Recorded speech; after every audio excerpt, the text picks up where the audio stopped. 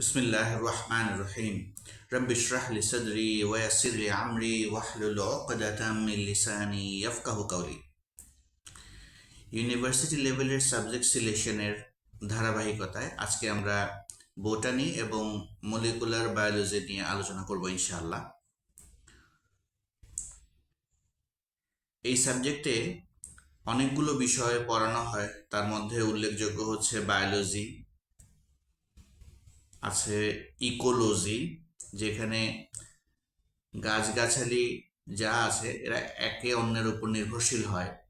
কিছু গাছের ছায়ায় অন্যান্য গাছ বড় হতে পারে, আবার কিছু গাছ বড় হলে তার আশেপাশের সব গাছ মেরে ফেলে। অর্থাৎ প্রকৃতিতে যেই বাস্তু সংস্থান আছে প্রাণীদের মধ্যে, ঠিক একই রকমভাবে গাছের মধ্যেও পারস্পরিক নির্ভরশীলতা এবং বাস্তু সংস্থান আছে, এই বিষয়ে এখানে পড়ানো হয়। আছে মিকোলজি, এখানে শৈবাল, ছত্রাক, মশ, ফান্ড এই সমস্ত বিষয়ে পড়ানো হয়। আছে কেমিস্ট্রি। কেমিস্ট্রি সাধারণত দুই ধরনের, জৈব যৌগ এবং অজৈব যৌগ। বোটানি এবং মলিকুলার বায়োলজিতে জৈব যৌগ সম্পর্কে বেশি পড়ানো হয়, অর্থাৎ উদ্ভিদ দেহে যেই সমস্ত রাসায়নিক বিক্রিয়া বেশি কাজ করে সেই সংক্রান্ত বিষয়ে আলোচনা করা হয়। এছাড়াও আছে ইকোনমিক বোটানি।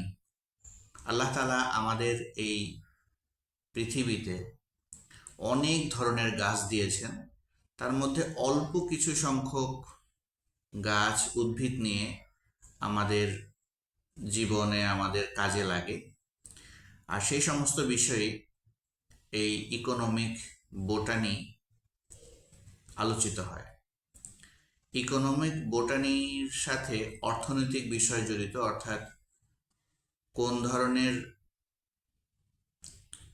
গাছ থেকে কি ধরনের উৎপাদন হলে তা আমাদের জীবনে কাজে লাগে। খাদ্য, বস্ত্র, বাসস্থান, শিক্ষা, চিকিৎসা প্রত্যেকটি ক্ষেত্রেই এই উদ্ভিদের প্রয়োজন হয়। আর এই সমস্ত বিষয়ে যেই উদ্ভিদগুলো অর্থনীতি বিষয়ে বেশি গুরুত্বপূর্ণ, সেই সমস্ত বিষয়ই আলোচিত হয়ে থাকে ইকোনমিক বোটানিতে। এছাড়াও আছে মলিকুলার বায়োলজি। মলিকুলার বায়োলজিতে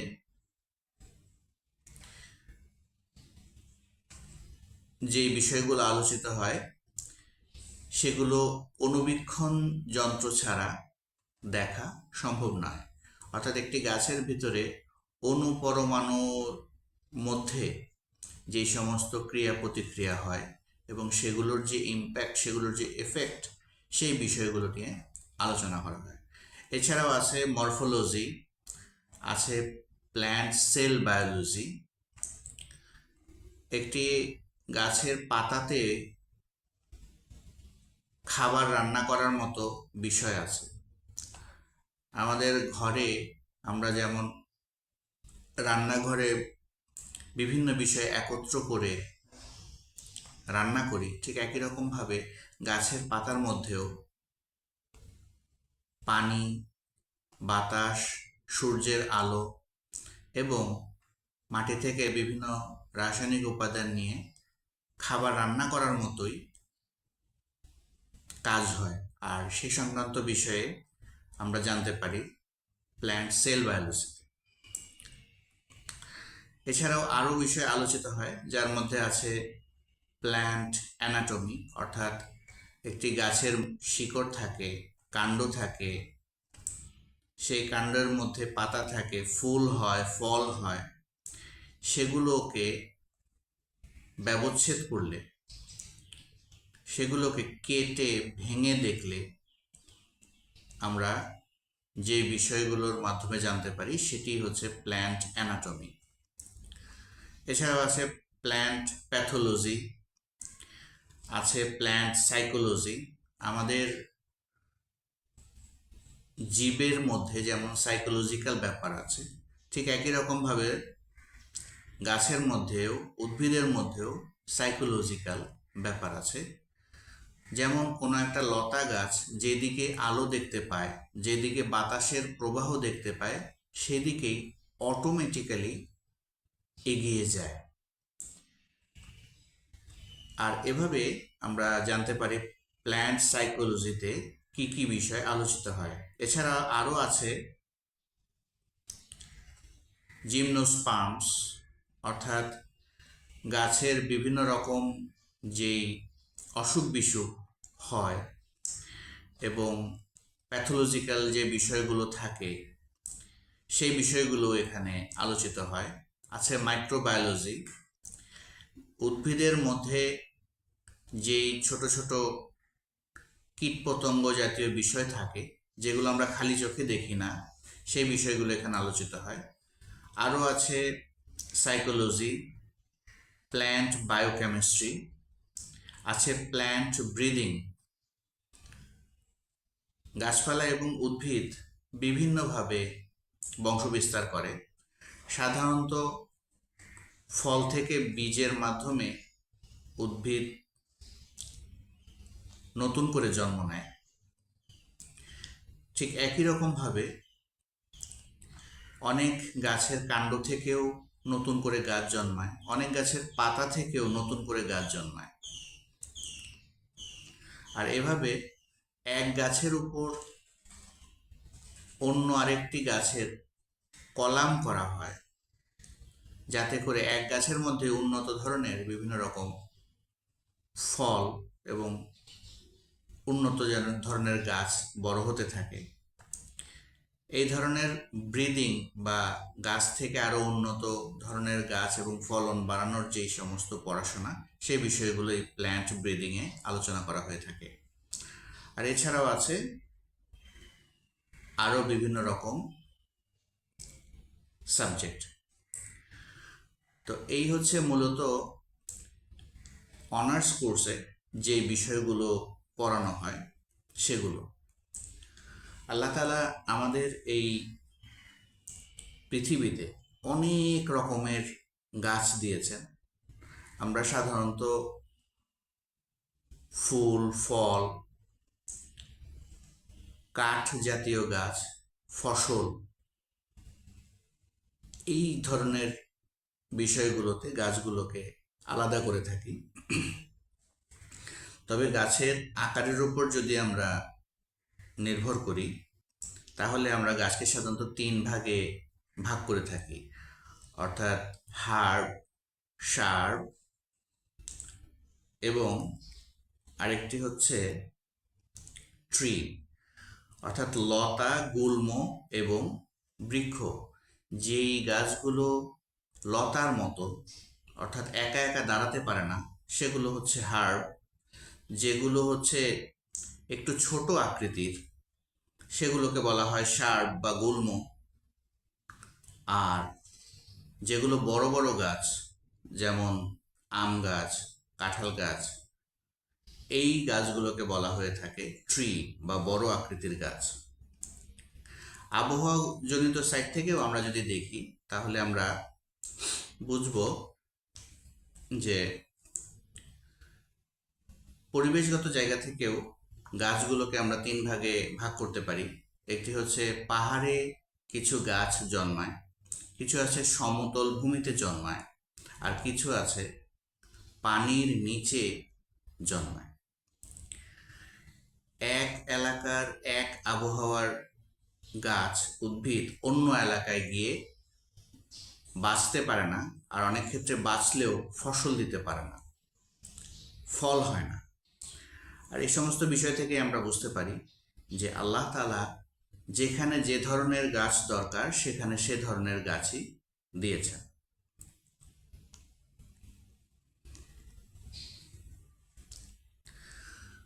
আল্লাহ তাআলা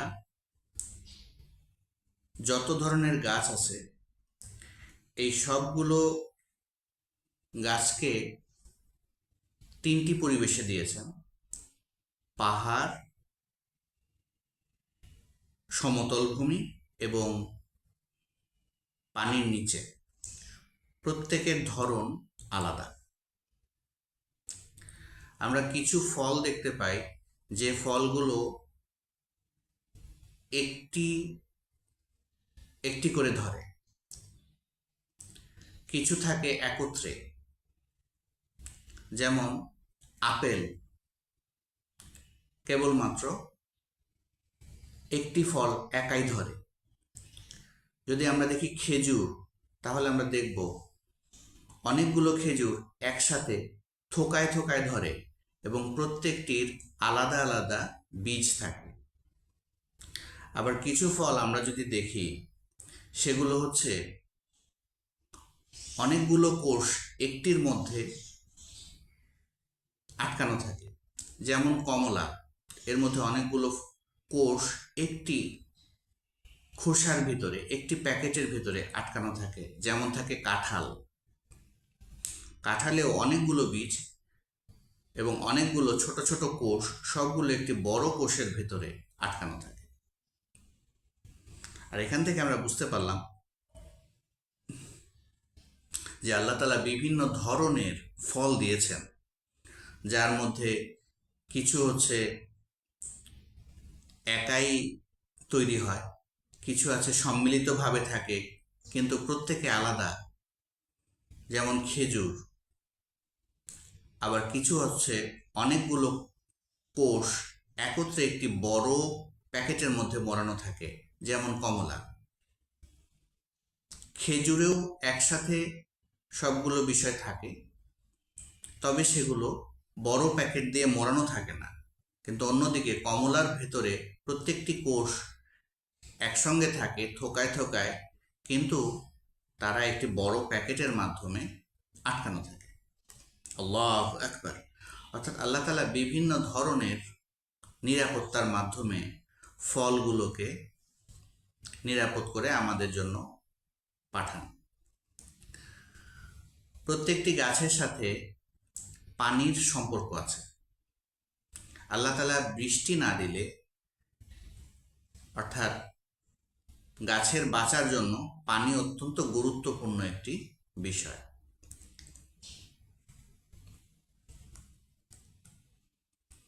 আমরা যদি গাছের বীজের দিকেও দেখি, তাহলে দেখব যে অনেক গাছের বীজ আছে যেগুলো একবীজপত্রী, অর্থাৎ মাত্র একটি মাত্র বীজ থাকে, যেমন ধান, এবং সেটি প্যাকেট দিয়ে মোড়ানো থাকে। আবার কিছু ফলের বীজ আছে যেগুলো দ্বিবীজপত্রী, যেমন আম।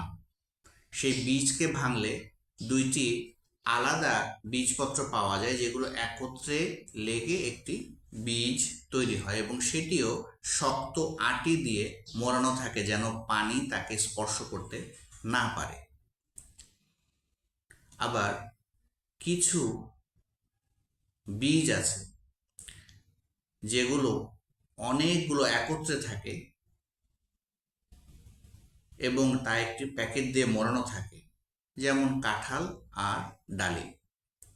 এখানে বিশেষভাবে উল্লেখযোগ্য হচ্ছে কিছু বীজকে আল্লাহ বাঁচানোর জন্য বাইরে প্যাকেট দিয়ে রাখেন, যেমন ধান, যেমন খেজুর। এদের বাইরে একটি আলাদা প্যাকেট থাকে যেন পানি তাকে স্পর্শ করতে না পারে, আর পানি স্পর্শ করলেই সেখান থেকে গাছ তৈরি হবে। অর্থাৎ কিছু প্যাকেট দেয়া হয় পানি থেকে বাঁচানোর জন্য, আবার অন্যদিকে কিছু বীজ আছে যেগুলো পানির ভেতরেই আল্লাহ সুরক্ষিত রাখেন, যেমন ডালিম। ডালিম গাছের অনেকগুলো বীজ পানির ভেতরেই সুরক্ষিত থাকে। আল্লাহু আকবার। অর্থাৎ এখান থেকে আমরা বুঝতে পারলাম আল্লাহ তাআলা বিভিন্ন ধরনের, বিভিন্ন রকমের উদ্ভিদ তৈরি করেছেন এবং তাদের বৈশিষ্ট্যগুলো বিভিন্ন রকমের। এবং যেই এলাকায় প্রচুর গাছ থাকে সেই এলাকায় বৃষ্টির সম্ভাবনা বেশি থাকে, এবং এই কারণে সেই জায়গায় পরিবেশও সুন্দর থাকে। আমরা সূরা আল তোয়াহা, অর্থাৎ 20 নম্বর সূরা 53 নম্বর আয়াতে জানতে পারি, তিনি তোমাদের জন্য পৃথিবীকে সজ্জা করেছেন এবং তাতে চলার পথ করেছেন, আকাশ থেকে বৃষ্টি বর্ষণ করেছেন এবং তা দ্বারা আমি বিভিন্ন প্রকার উদ্ভিদ উৎপন্ন করেছি। আল্লাহ আরও বলেছেন, তিনি ভূমণ্ডলকে বিস্তৃত করেছেন এবং তাতে পাহাড় পর্বত ও নদ নদী স্থাপন করেছেন এবং প্রত্যেক ফলের মধ্যে দু প্রকারের সৃষ্টি করে রেখেছেন। অর্থাৎ ফলের মধ্যেও 2 রকমের ফল পাওয়া যায়। যেমন প্রত্যেকটি প্রাণীর মধ্যে নারী এবং পুরুষ আছে, ঠিক একই রকমভাবে প্রত্যেকটি গাছের মধ্যেই নারী এবং পুরুষ আছে। আপনারা অনেকেই লক্ষ্য করবেন, কিছু গাছে ফল ধরে আবার কিছু গাছে ফল ধরে না। আবার এখানে নদী নালার ভিত্তিতে যদি আমরা চিন্তা করি, সাগরের পাশে কিছু গাছ আছে যেগুলো জন্মায়, তবে সেই গাছগুলোর আলাদা ধরনের মূল থাকে, শিকড় থাকে, যেগুলো সেই জায়গাতে বাঁচতে সাহায্য করে। অন্যথায় যেই মিষ্টি পানির অর্থাৎ নদীর পানির পাশের যে গাছগুলো, সেগুলো সাগরে গিয়ে বাঁচে না।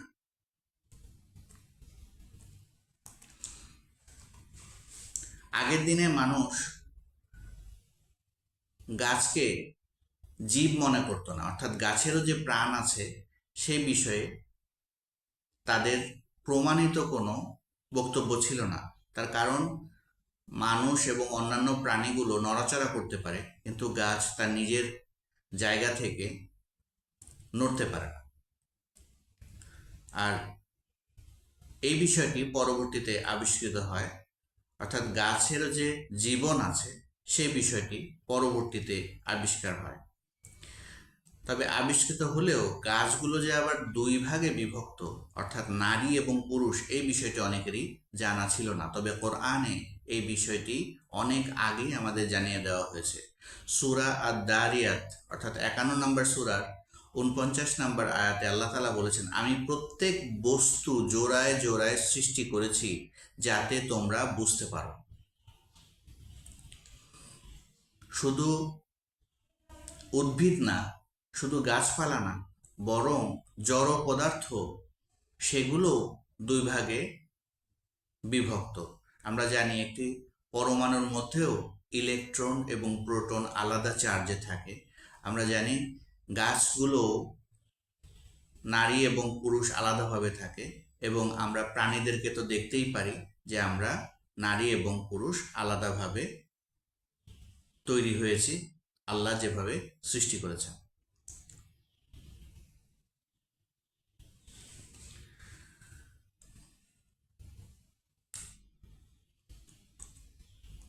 আমরা যদি কাণ্ডের দিকে চিন্তা করি তাহলে দেখব যে কিছু গাছ আছে আম গাছের মতো বিস্তৃত, আবার কিছু গাছ আছে সুপারি এবং তাল গাছ, এগুলোর মধ্যে এক কাণ্ড বিশিষ্ট। কিছু গাছের শিকড় অনেক বড় এবং অনেক বিস্তৃত এলাকা জুড়ে থাকে, যেমন বট গাছ। আবার কিছু গাছ আছে যেগুলোর মূলগুলো একটি সুনির্দিষ্ট অল্প জায়গার মধ্যেই শক্তভাবে দৃঢ় থাকে, যেমন খেজুর গাছ, নারকেল গাছ, এগুলো। অর্থাৎ আমরা বুঝতে পারলাম আল্লাহ তাআলা মূল, কাণ্ড, পাতা, ফুল, ফল, বীজ প্রত্যেকটি বিষয়ে আলাদা আলাদা রকম দিয়েছেন এবং অসংখ্য অজস্র মুখতালিফুন বিচিত্র ধরনের এবং রকমের যেই নেয়ামত আছে উদ্ভিদ এবং গাছের মধ্যে, তা দিয়ে আমাদের চারপাশ ভরিয়ে রেখেছেন। আমরা যদি সূরা আর রহমান অর্থাৎ 55 নম্বর সূরার 6 নম্বর আয়াতের দিকে লক্ষ্য করি, তাহলে আমরা দেখব যে এখানে বলা আছে ওয়ান নাজমু ওয়াশ-শাজারু ইয়াসজুদান, অর্থাৎ তৃণলতা ও বৃক্ষাদি সেজদারত আছে। এখানে আমরা যদি দেখি তাহলে বলা আছে যে গাছপালা এবং যেই আকাশের তারা সেগুলো আল্লাহকে সিজদা দিচ্ছে। এখানে আমরা যদি লক্ষ্য করি তাহলে বুঝব যে গাছ এবং আকাশের তারা এই দুটি বিষয় কেন পরপর বলা হলো। এখানে অবাক হওয়ার বিষয় হচ্ছে, আমরা যখন কোনো একটি গাছের দিকে দেখি তাহলে দেখব যে সেই গাছের কাণ্ড থেকে যখন বিষয়টি বড় হয় তখন একটি থাকে, সেই গাছ থেকে কখনো ওই এক কাণ্ড বিভক্ত হয়ে দুইটি ভাগে ভাগ হয়, সেই দুইটি ভাগ থেকে আরও বিস্তৃতভাবে ভাগ হতে থাকে। অর্থাৎ এক কাণ্ড ভাগ হয়ে দুই কাণ্ড হয়, সেই দুই কাণ্ড থেকে আরও অনেকগুলো কাণ্ড বের হতে থাকে, সেগুলো থেকে আরও অনেক বড় বড় কাণ্ড বেরোতে থাকে। এরকম প্রত্যেক দুইটি কাণ্ডের যে সংযোগ স্থল, যে জাংশন পয়েন্ট, যে মিলনস্থল, সেই জায়গাগুলোকে আমরা যদি এক একটি তারা ভাবি তাহলে আকাশের যে তারার অবস্থানগুলো সেগুলোরও সুনির্দিষ্ট হিসাব নিকাশ আছে। আর গাছের ক্ষেত্রে এই বিষয়গুলো নিচের থেকে উপরের দিকে যায়, তবে আকাশের যেই তারাগুলোর অবস্থান সেই অবস্থানগুলোরও সুনির্দিষ্ট ক্যালকুলেশন আছে এই গাছের মতোই। আর এই হিসাবগুলো আমাদের পক্ষে সম্পূর্ণ জানা সম্ভব নয়, তবে আকাশের হিসাবগুলো উপর থেকে নিচের দিকে আসে। আর এখানে আমরা মিল খুঁজে পাই। আমরা যদি আরও ভালো মতো লক্ষ্য করি তাহলে দেখব যে আকাশে যখন বিদ্যুৎ চমকায় তখন একটি বিদ্যুৎ এসে ভেঙে কয়েকটি ভাগে ভাগ হয়, সেখান থেকে আরও কয়েকটি ভাগে ভাগ হয়। অর্থাৎ উদ্ভিদের কাণ্ডের মধ্যে যেমন একটি মূল কাণ্ড ভেঙে ভেঙে অনেকগুলো ভাগে ভাগ হতে থাকে, সেগুলো থেকে আরও ভাগ হতে থাকে, এবং প্রত্যেকটির মিলনস্থলগুলোকে যদি আমরা তারা ভাবি তাহলে সেই একই ধরনের সুনির্দিষ্ট হিসাব আকাশের তারাগুলোর মধ্যেও আছে, যেগুলো আমরা জানি না। গাছের এই হিসাবগুলো নিচের থেকে উপরের দিকে ওঠে, আর আকাশের তারার হিসাবগুলো এবং বিদ্যুতের হিসাবগুলো উপর থেকে নিচের দিকে আসে। আল্লাহু আকবার। আর সূরা আর রহমানে 6 নম্বর আয়াতে এখানে গাছের কথা এবং আকাশের তারার কথা একই সাথে পরপর বলা হয়েছে। সাধারণত কাছাকাছি বিষয়, যেই বিষয়গুলোর মধ্যে মিল থাকে সেই বিষয়গুলো পাশাপাশি আলোচনা করা হয়, তবে এই আয়াতে কেন গাছপালার সাথে আকাশের তারার কথা বলা হলো, আমরা এই জায়গাটিতে তার মিল খুঁজে পাই। আমরা বর্তমানে বিভিন্ন আধুনিক যন্ত্রপাতির মাধ্যমে গাছের উপর পরীক্ষা করে জানতে পেরেছি যে এখানেও গাছের মধ্যেও থার্মাল ফ্লাকচুয়েশন এবং ইলেকট্রিক পালস ট্রান্সমিশনের মাধ্যমে বিভিন্ন রকম অনুভূতি আদান প্রদান করা হয়। যেমন এই বিষয়গুলো আমাদের শরীরের মধ্যেও হয়ে থাকে।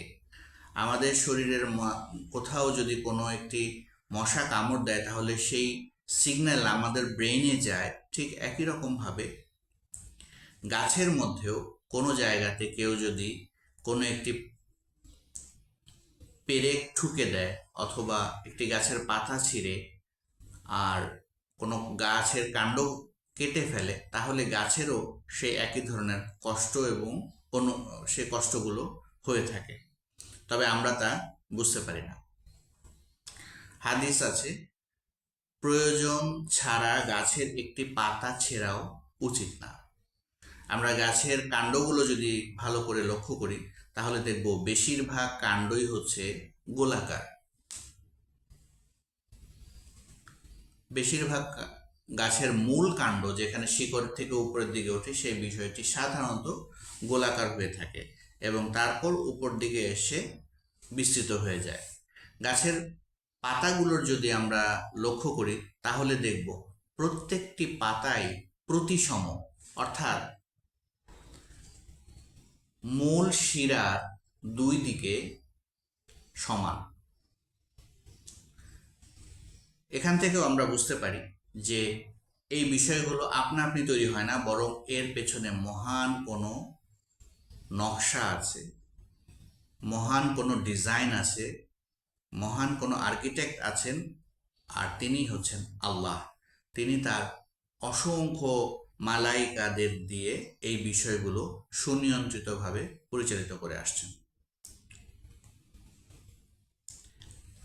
আর এভাবেই আমরা বুঝতে পারলাম যে আমাদের চারপাশে যে উদ্ভিদগুলো আছে তাদের অসংখ্য প্রজাতি থাকলেও তার মধ্যে অল্প কিছু সংখ্যক গাছের নামই আমরা জানি আর সে সমস্ত বিষয়ে আলোচনা ও পড়াশোনা করি।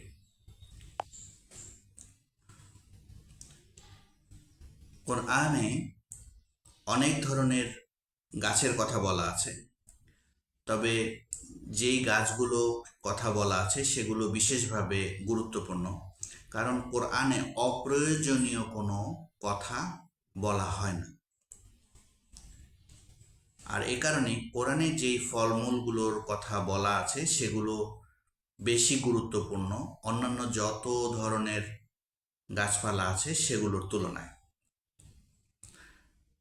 গাছপালার মাধ্যমে আমরা প্রাণীরা বেঁচে আছি, কারণ গাছ, উদ্ভিদ এগুলো থেকেই আমরা খাবার গ্রহণ করি। তো কোরআনে বিভিন্ন গাছের নাম বলা আছে, সেগুলোর মধ্যে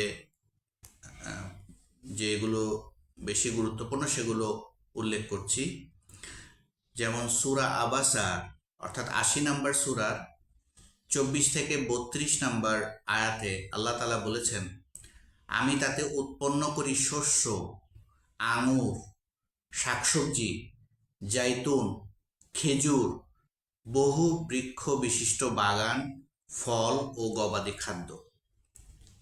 আমরা জানি গাছকে সাধারণত ৩ ভাগে ভাগ করা হয়ে থাকে। একটি হচ্ছে লতা, একটি হচ্ছে গুল্ম অর্থাৎ ছোট গাছ, আরেকটি হচ্ছে বৃক্ষ অর্থাৎ বড় গাছগুলো।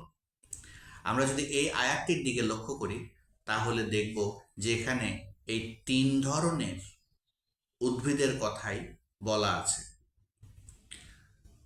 আমি আবার পড়ছি আয়াতটি, আমি তাতে উৎপন্ন করি শস্য, আঙুর, শাকসবজি, জয়তুন, খেজুর, বহু বৃক্ষ বিশিষ্ট বাগান, ফল ও গবাদি খাদ্য।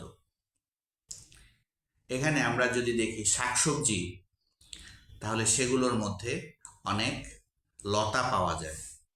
আমরা যদি দেখি শস্যগুলো তাহলে সেগুলো দেখব আমরা ছোট ধরনের গাছ, যেমন ধান, গম।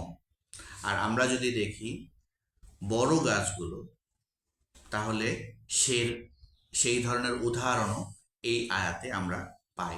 অর্থাৎ কোরআনের আয়াতগুলো যে সামগ্রিকভাবে সব ধরনের বিষয়গুলোকেই ধারণ করে সেই বিষয়টি আমরা এই আয়াত থেকে জানতে পারি। দ্বিতীয় আয়াত হচ্ছে সূরা আন-নাহল এর ১১ নম্বর আয়াত। এই আয়াতে আল্লাহ তাআলা বলেছেন, যিনি তোমাদের জন্য পানি দিয়ে শস্য, জাইতুন, খেজুর গাছ, আঙুর ও সব ধরনের ফল ফলান, অবশ্যই এতে চিন্তাশীল সম্প্রদায়ের জন্য রয়েছে নিদর্শন।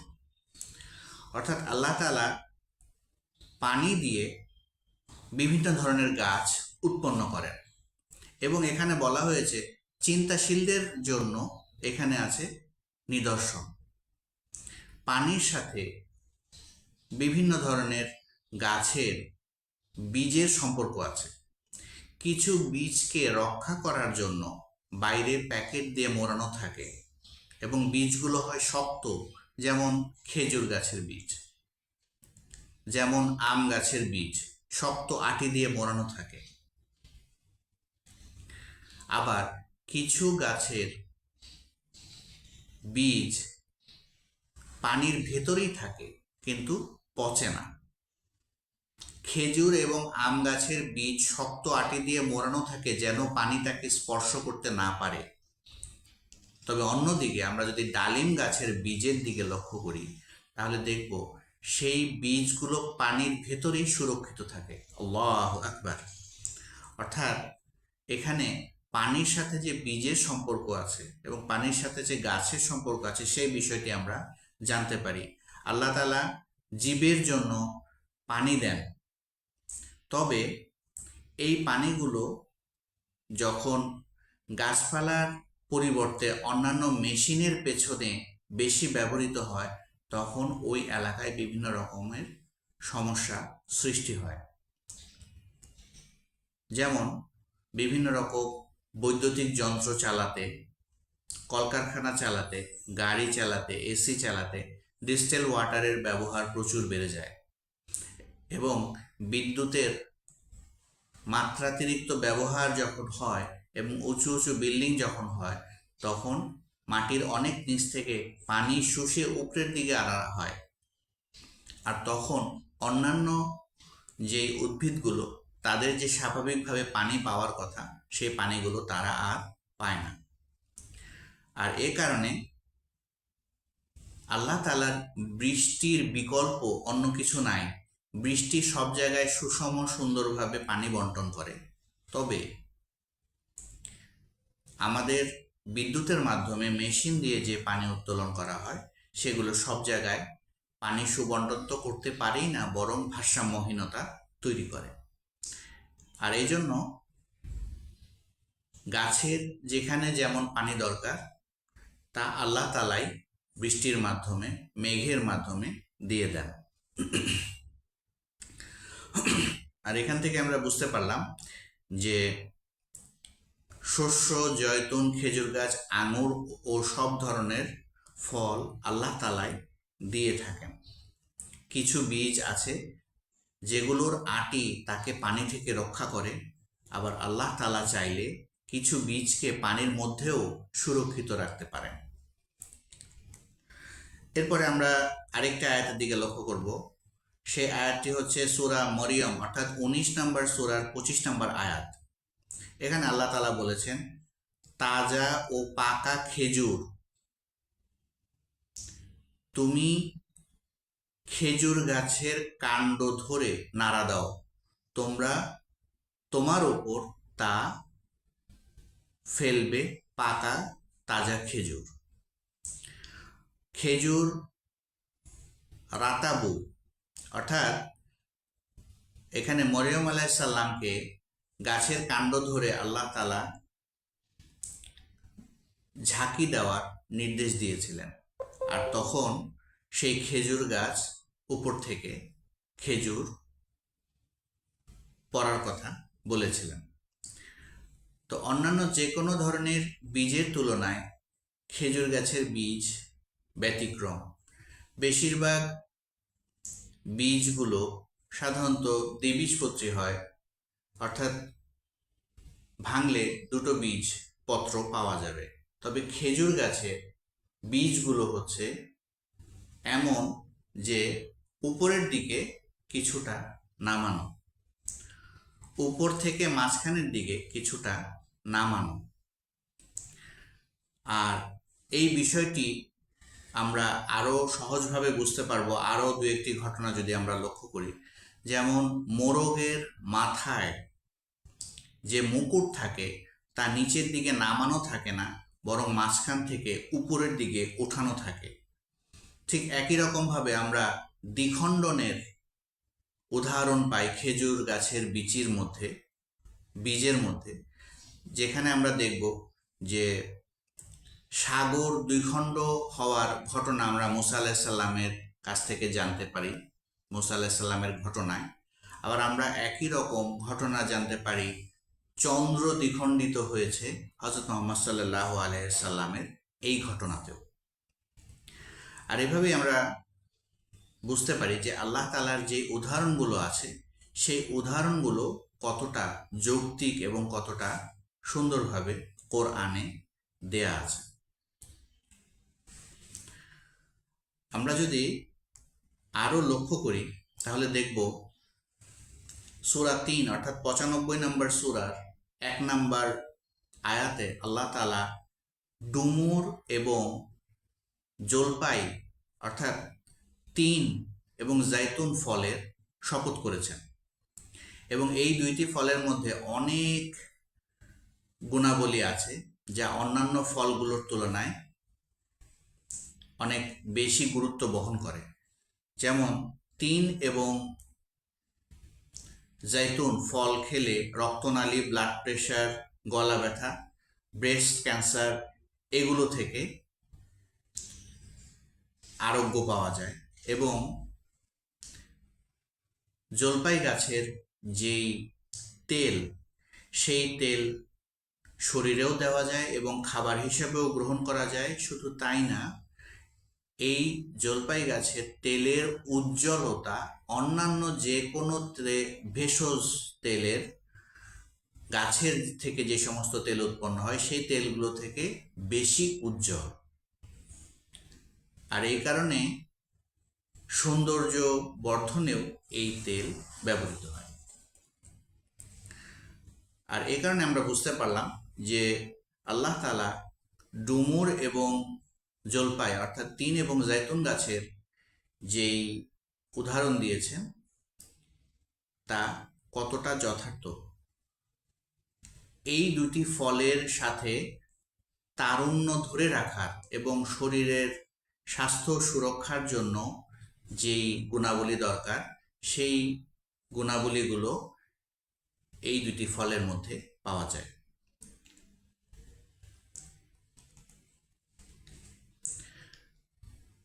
এরপরে আমরা দেখব সূরা আশ-শুআরা অর্থাৎ ২৬ নম্বর সূরার ১৪৮ নম্বর আয়াত। এখানে আল্লাহ তাআলা বলেছেন খেজুর গাছ আন-নাখিল এবং শস্যক্ষেত্র ও দুর্বল ঘন গোছা বিশিষ্ট খেজুর বাগানের কথা বলেছেন। এই জায়গাতে শস্যক্ষেত্র ও দুর্বল ঘন গোছা বিশিষ্ট খেজুর বাগানের কথা বলা হয়েছে। খেজুর গাছগুলো থোকায় থোকায় একসাথে ধরে, তবে খেজুর গাছগুলোর প্রত্যেকটির বীজ আলাদা এবং খোসাও আলাদা। কিন্তু অন্যদিকে আমরা যদি লক্ষ্য করি তাহলে দেখব যে কিছু গাছের ফলগুলো, কোষগুলো একত্রে একসাথে থাকে, তবে প্রত্যেকটি একটি বড় মোড়ক দিয়ে আটকানো থাকে। যেমন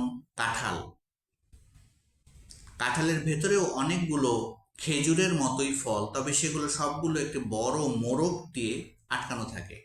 তবে খেজুর গাছগুলো একসাথে থাকে, কিন্তু তারা বড় কোনো মোড়ক দিয়ে আটকানো থাকে না, তাদের প্রত্যেকের আলাদা আলাদা খোসা থাকে। আর এভাবেই আমরা বুঝতে পারলাম যে কিছু জিনিসের নিরাপত্তা আল্লাহ তাআলা শক্তভাবে দেন।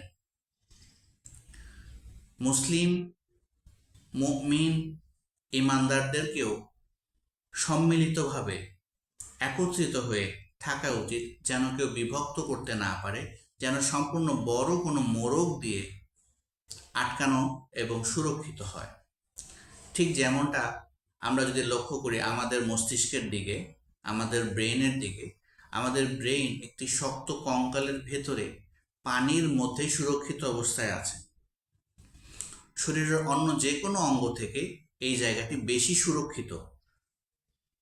ঠিক একই রকমভাবে আমরা যদি আমাদের হার্ট বা হৃৎপিণ্ডের দিকে লক্ষ্য করি তাহলে দেখব এই হৃৎপিণ্ডটিও আমরা আমাদের বাইরের যে বুকের যে কঙ্কাল আছে, অনেকে খাঁচা বলে, এর ভেতরে সুরক্ষিত অবস্থায় থাকে, কারণ এই হৃৎপিণ্ড অঙ্গটি অত্যন্ত নরম এবং এর জন্য বেশি নিরাপত্তা দরকার। যেখানে বেশি নিরাপত্তা দরকার আল্লাহ তাআলা সেখানে বেশি নিরাপত্তা দিয়ে থাকেন। আর এখান থেকে আমরা বুঝতে পারলাম যে খেজুর গাছের কথা আল্লাহ তাআলা বলেছেন, এবং দুর্বল শব্দটি এখানে কেন ব্যবহার করা হয়েছে, কারণ যেখানে দুর্বলতা বেশি সেখানে বেশি সুরক্ষার প্রয়োজন হয়।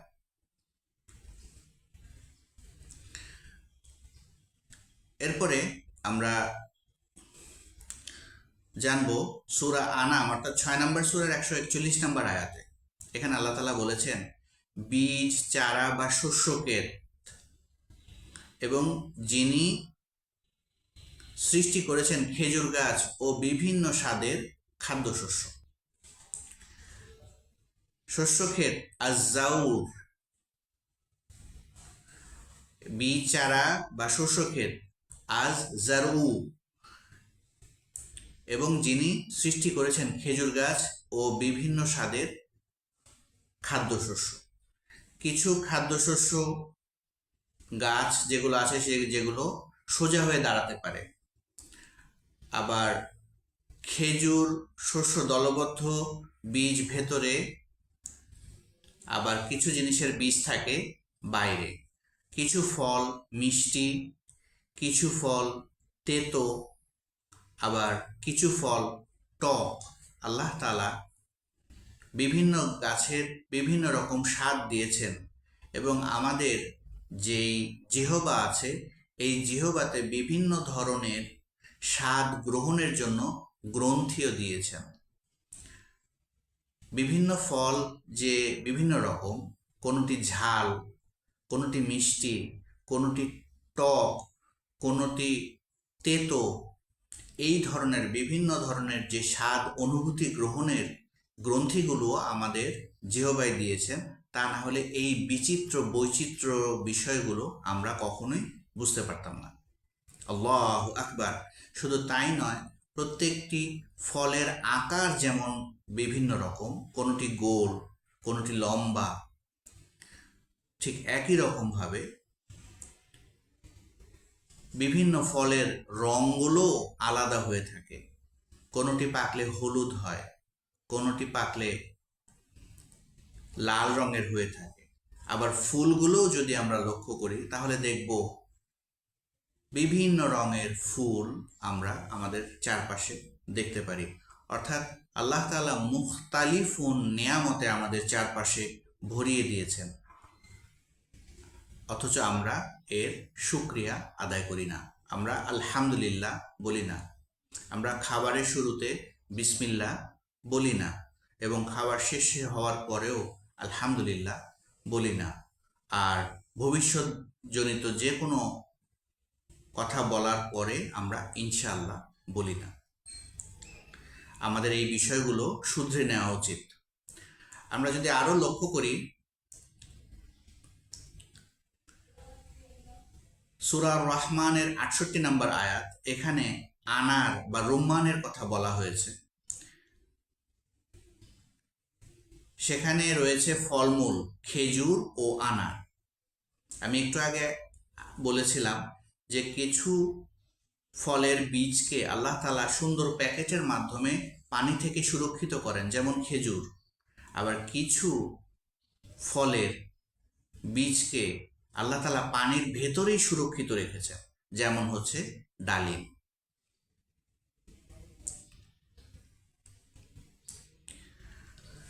তারপরে আমরা দেখব যে সূরা আর রহমান অর্থাৎ 55 নম্বর সূরার 11 নম্বর আয়াতেও আল্লাহ তাআলা খেজুরের কথা আবার বলেছেন, এবং খেজুর গাছের সাথে এবং ডালিম গাছের সাথে আমরা কিয়ামতের বিভিন্ন হাদিস খুঁজে পাই। যেমন এর মধ্যে একটি হাদিস হচ্ছে, শেষ জমানায় ডালিম গাছের আকার এত বড় হবে যে তার নিচে একটি পুরো গ্রামবাসী আশ্রয় নেবে। ঠিক একই রকমভাবে আমরা যদি খেজুর গাছের কথা শুনি, তাহলে বাইসন নামক একটি জায়গাতে খেজুর গাছ জন্মায় কিনা তা প্রশ্ন করা হয়েছিল। অর্থাৎ এই ধরনের বিভিন্ন বিষয় আছে যে বিষয়গুলো উদ্ভিদের সঙ্গে সম্পর্কিত এবং কেয়ামতের সাথেও সম্পর্কিত। কিছু গাছ আছে স্বাভাবিক পরিবেশে জন্মায়, আবার কিছু গাছ আছে যেগুলো মরুভূমির মধ্যেও টিকে থাকতে পারে, যেমন কিনা আছে ক্যাকটাস জাতীয় গাছ। এই গাছগুলো অন্য কোনো প্রাণী খেতে পারে না, তবে উট ঠিকই খেতে পারে। আর এই গাছগুলো হয় কাঁটাযুক্ত। আর জাহান্নামের যে উদাহরণ আছে সেখানেও বলা হয়েছে তাদেরকে খেতে দেওয়া হবে কাঁটাযুক্ত খাবার, যেগুলো গলায় আটকে যাবে। এবং এই বিষয়গুলো হাইপোক্সিয়া নামক যে অসুখ আছে সে অসুখের সাথে, যে লক্ষণগুলো পাওয়া যায় তার সাথে মিলে যায়। বিভিন্ন খাবার খাওয়ার সাথে মানুষের শরীরে বিভিন্ন অসুখ হওয়া এবং অসুখ ভালো হয়ে যাওয়ারও উদাহরণ পাওয়া যায়। আল্লাহ তাআলা যত রকমের অসুখ দিয়েছেন তার সব ধরনের ঔষধও আমাদের আশেপাশে বিভিন্ন উদ্ভিদের মধ্যেও দিয়ে রেখেছেন, তবে আমরা তা খুঁজে পাই না বা আমরা সেইভাবে চেষ্টা করি না।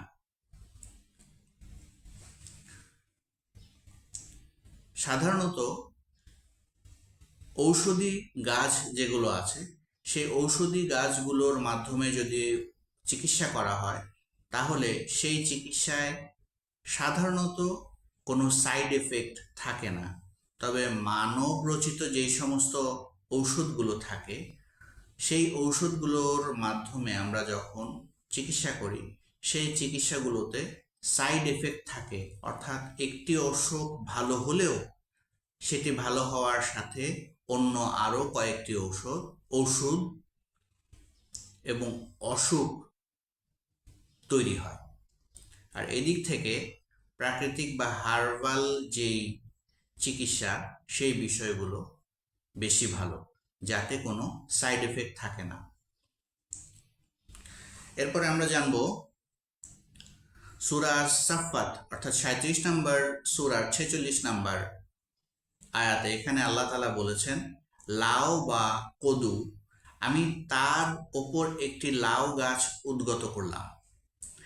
এই লাউ গাছের দিকে আমরা যদি লক্ষ্য করি তাহলে আমরা বুঝতে পারবো আল্লাহ তাআলা অনেক শক্ত বড় গাছের মধ্যে ছোট ফল দিতে পারেন, আবার অনেক লতা পাতা গাছের মধ্যেও বড় ফল দিতে পারেন। একটি দাঁড়ানো বৃক্ষ গাছ যেমন আম, সেখানে আম ঝুলে থাকাটা স্বাভাবিক, কষ্টকর না। তবে আল্লাহ তাআলা পেঁচানো লতানো লাউ গাছ যেগুলো আছে সেখানেও অনেক বড় লাউ দিতে পারেন, মিষ্টি কুমড়া দিতে পারেন, যেগুলো এই লতা সোজা হয়ে দাঁড়ালে ধারণ করতে পারত না।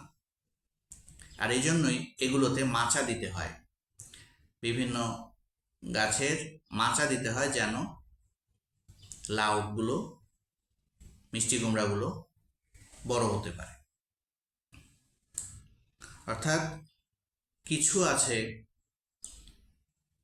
মানুষ আকারে লম্বা কিন্তু তার মানসিক অবস্থা চাপ সহ্য করার ক্ষমতা কম, আবার কিছু আছে আকারে মানুষ হয়তো ছোট কিন্তু তার মানসিক দৃঢ়তা ধরে রাখার যে সক্ষমতা তা অনেক বেশি এই লাউ গাছের মতো। আল্লাহ তাআলা এক একজনকে এক এক রকম ক্ষমতা দিয়ে থাকেন। সবসময় উঁচু বা লম্বা বা শক্তিশালী যে সুদৃঢ় হবে বিষয়টি এমন নয়। অনেক সময় আকারে ছোট কিন্তু তার মধ্যেও অনেক বড় বড় বিষয় এবং দক্ষতা থাকতে পারে, যেমন কিনা আছে লাউ গাছের।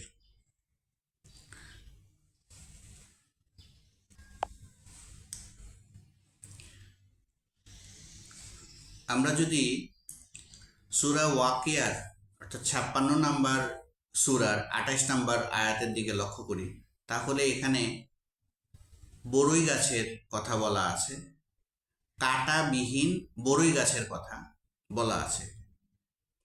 আসিদ্রু, কাঁটাবিহীন বড়ই গাছ বিষয়ে যদি আমরা জানতে চাই, তাহলে এখানে আরও একটি বিষয় বলে নেওয়া যায়, সেটি হচ্ছে সূরা কাহাফে 4টি বিষয় এর কঠিন পরীক্ষার পরে জান্নাতের কথা বলা আছে, এবং সেই জান্নাতটি হচ্ছে জান্নাতুল ফেরদৌস, যেটি হযরত মুহাম্মদ সাল্লাল্লাহু আলাইহি সাল্লাম দোয়া করেছেন ওনার নিজের জন্য। আর সেই বিষয়টি আমরা যদি লক্ষ্য করি তাহলে হচ্ছে প্রথমে হচ্ছে ইমানের পরীক্ষা, তারপরে হচ্ছে ধন সম্পদের পরীক্ষা, তারপরে হচ্ছে জ্ঞানের পরীক্ষা, তারপরে হচ্ছে ক্ষমতার পরীক্ষা। এবং এই 4টি পরীক্ষার কাটার মতো যে কঠিন পরীক্ষা, সেই পরীক্ষা পার হওয়ার পরেই জান্নাতুল ফেরদৌসের মতো একটি সুন্দর উপহার থাকে। অর্থাৎ কাটা একটা নিরাপত্তার ব্যাপারও হয়ে থাকে।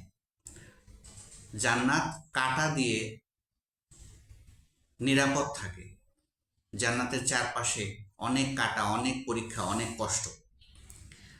আর এখানে আমরা সেই বিষয়টি জানতে পারি। এখানে বলা আছে কাঁটাবিহীন বড়ই গাছের কথা, অর্থাৎ জান্নাতের যেই বড়ই গাছ থাকবে সেখানে কোনো কাঁটা থাকবে না। তবে দুনিয়াতে আমরা যেই বড়ই গাছ থেকে বড়ই খাই সেখানে অনেক কাঁটা থাকে।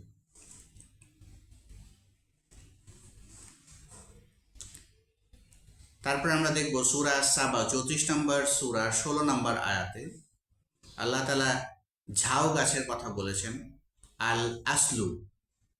এখানে বলা হয়েছে আমি তাদের বাগান দুটিকে এমন 2 বাগানে পরিবর্তন করলাম যেখানে রইল কিছু বিস্বাদ ফল, ঝাউ গাছ ও কুল গাছ।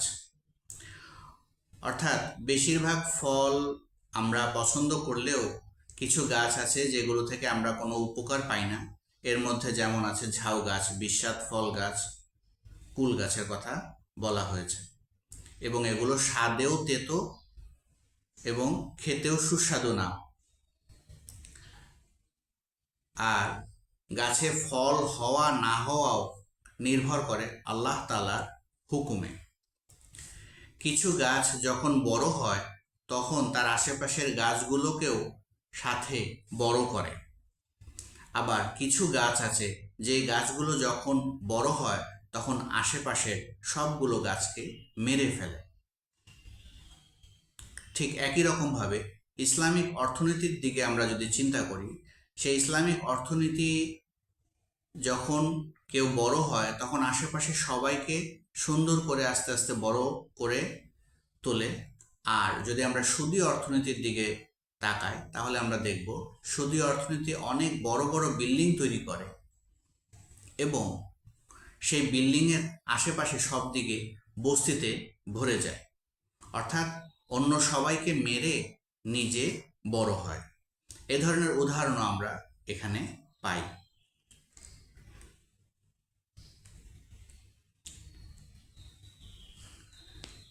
কিছু গাছ আছে যেগুলো ফল একদমই খাওয়া যায় না, যেমন আছে হচ্ছে ঝাউ গাছ, বিস্বাদ ফল। এই ধরনের গাছগুলোর কথাও 34 নম্বর সূরার 16 নম্বর আয়াতে উল্লেখ করা হয়েছে। আমরা যদি সূরা আবাসার অর্থাৎ 80 নম্বর সূরার 31 নম্বর আয়াতের দিকে লক্ষ্য করি তাহলে আমরা দেখতে পাবো এখানে বলা আছে পশু খাদ্য, গৃহপালিত ও বন্য পশু যে ফল খায়, অর্থাৎ আল আব্বু, এখানে তাতে উৎপন্ন করেছি ফলমূল ও ঘাস। মানুষ গাছে থেকে ফল পেড়ে খেতে পারে, তবে বেশিরভাগ প্রাণী গাছে উঠতে পারে না। আর তাদের জন্য আছে ঘাস এবং বিভিন্ন ধরনের গাছের পাতা। অর্থাৎ আল্লাহ তাআলা কাউকেই অভুক্ত রাখেন না, প্রত্যেকের রিজিকের মালিক, প্রত্যেকের খাবারের দায়িত্ব আল্লাহ তাআলার কাছে আছে। আবার কোরবানির সময় বিশেষ করে দেখা যায় বিভিন্ন প্রাণীকে কৃত্রিমভাবে স্বাস্থ্য বাড়ানোর ব্যবস্থা করা হয়। যেমন ইঞ্জেকশন দিয়ে, যেমন কীটনাশক খাইয়ে, বিভিন্ন রকম জিনিস খাইয়ে অল্প কয়েকদিনের জন্য গরু মোটা তাজাকরণ করা হয়, তবে সেটা খুবই খারাপ। তার কারণ হচ্ছে কিয়ামতের দিন একটি গরু আরেকটি গরুকে যদি গুতাও দিয়ে থাকে তারও হিসাব নেওয়া হবে। আর কোনো প্রাণীকে তার সাধ্যের অতিরিক্ত বোঝা চাপিয়ে দেওয়া নিষেধ ইসলামে। আর সেই জায়গা থেকে আমরা দেখি ফার্মের যে মুরগিগুলো আছে তাদের উপরে যে ধরনের খাবার এবং সম্পূর্ণ যে প্রক্রিয়াটি তা তাদের স্বাস্থ্যের জন্য যেমন ক্ষতিকর, ঠিক একই রকমভাবে আমাদের যারা সাধারণ মানুষ আছে তাদের স্বাস্থ্যের জন্য ক্ষতিকর। আর এই জন্য স্বাস্থ্যকর পরিবেশে এবং যে পশু পাখি পালনের ক্ষেত্রেও, খামার চাষাবাদের ক্ষেত্রেও তাদের সুনির্দিষ্ট যেই বিষয়গুলো পাওয়া দরকার, অর্থাৎ স্থান, বাতাস, আলো, এই বিষয়গুলো যেন স্বচ্ছ চলাচল থাকে, অর্থাৎ তা একটি প্রাণীর উপর যেন জুলুম না হয়, সেই বিষয়গুলো লক্ষ্য রাখতে হয়। আর এই কৃত্রিমভাবে ফরমালিন দিয়ে যেমন ফল খারাপ, ঠিক একই রকমভাবে ইঞ্জেকশন দিয়ে গরু মোটা তাজাকরণও খুব খারাপ এবং প্রাণীর উপর জুলুম। এরপরে আমরা যদি লক্ষ্য করি সূরা আল বাকারার দিকে, এখানে বলা আছে যে আল কিসাও, অর্থাৎ তারা বলল তুমি তোমার প্রভুর কাছে প্রার্থনা করো যেন তিনি আমাদের জন্য ভূমিজাত খাদ্যদ্রব্য, তরকারি, শসা, গম, মসুর ও পেঁয়াজ উৎপন্ন করেন। এখানে আমরা বিভিন্ন ধরনের মশলা জাতীয় যেই খাদ্যশস্য সেগুলো দেখতে পাই, এবং ডাল, মসুর যেগুলো নিয়মিত পাওয়া যায় সেই বিষয়গুলো আমরা দেখতে পাই, এবং এগুলো সাধারণত মশলার মধ্যে বেশি ব্যবহৃত হয়। এছাড়াও আছে আলফুমো, অর্থাৎ মটর, কলাই ও গমের কথা, সবজি বা যে কোনো ধরনের উদ্ভিদ, আল বাকলু, ডাল আল আদাসু, পেঁয়াজ আল বাসালু, খাবারের সাথে ঘামের গন্ধ, মলমূত্রের গন্ধ এবং দুর্গন্ধ, এই সমস্ত বিষয়ের সম্পর্ক আছে। এক নবী ছিলেন যিনি হাতের গন্ধ শুনে বলে দিতে পারতেন যে সে বাসায় কি খেয়ে এসেছে। অর্থাৎ খাবারের উপরে মানুষের শরীরের যে ঘামের গন্ধ তা নির্ভর করে।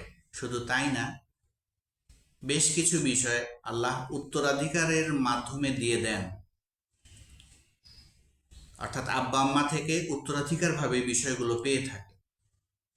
তবে তার মধ্যে কিছু জিনিস আছে নিজের পরিশ্রমের মাধ্যমে, যে পরিশ্রম করে আল্লাহ তাআলা তাকে দেন, যে পরিশ্রম করে না আল্লাহ তাআলা তাকে দেন না।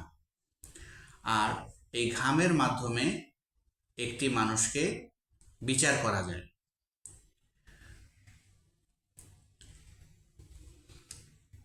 যতক্ষণ আমরা ঘামতে পারছি ততক্ষণ বিষয়টি আমাদের জন্য নেয়ামত। তার কারণ হচ্ছে মানুষের ঘাম গ্রন্থি থাকার ফলে শরীরের আজে বাজে জিনিসগুলো শরীর থেকে বের হয়ে যায়। তবে কিছু প্রাণী আছে যারা ঘামতে পারে না, যেমন কুকুর, ঘোড়া, এদের ঘাম গ্রন্থি কম এবং এরা এই জন্য ঘামতে পারে না। অর্থাৎ আমরা যে ঘামতে পারি, এই ঘামাটাও আমাদের জন্য একটা নেয়ামত।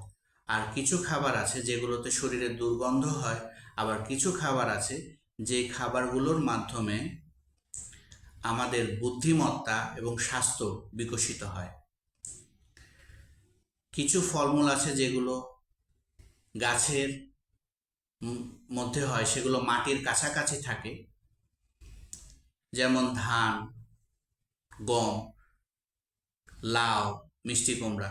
আবার কিছু ফল আছে যেগুলো মাটির নিচে হয়, যেমন কিনা আলু, পেঁয়াজ, গাজর, মূলা। এই বিষয়গুলো আমরা জানতে পারলাম।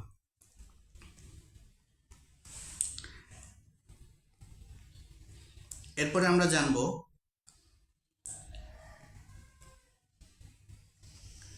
সূরা আল আনাম অর্থাৎ 6 নম্বর সূরার 95 নম্বর আয়াত। এখানে আল্লাহ তাআলা বলেছেন শস্য দানা বা বীজ, নিশ্চয়ই আল্লাহ বীজ ও আটিকে অঙ্কুরিত করেন। কিছু বীজ থাকে যেগুলো ভেতরে নরম বাইরে শক্ত, আবার কিছু বীজ থাকে ভেতরে শক্ত বাইরে নরম।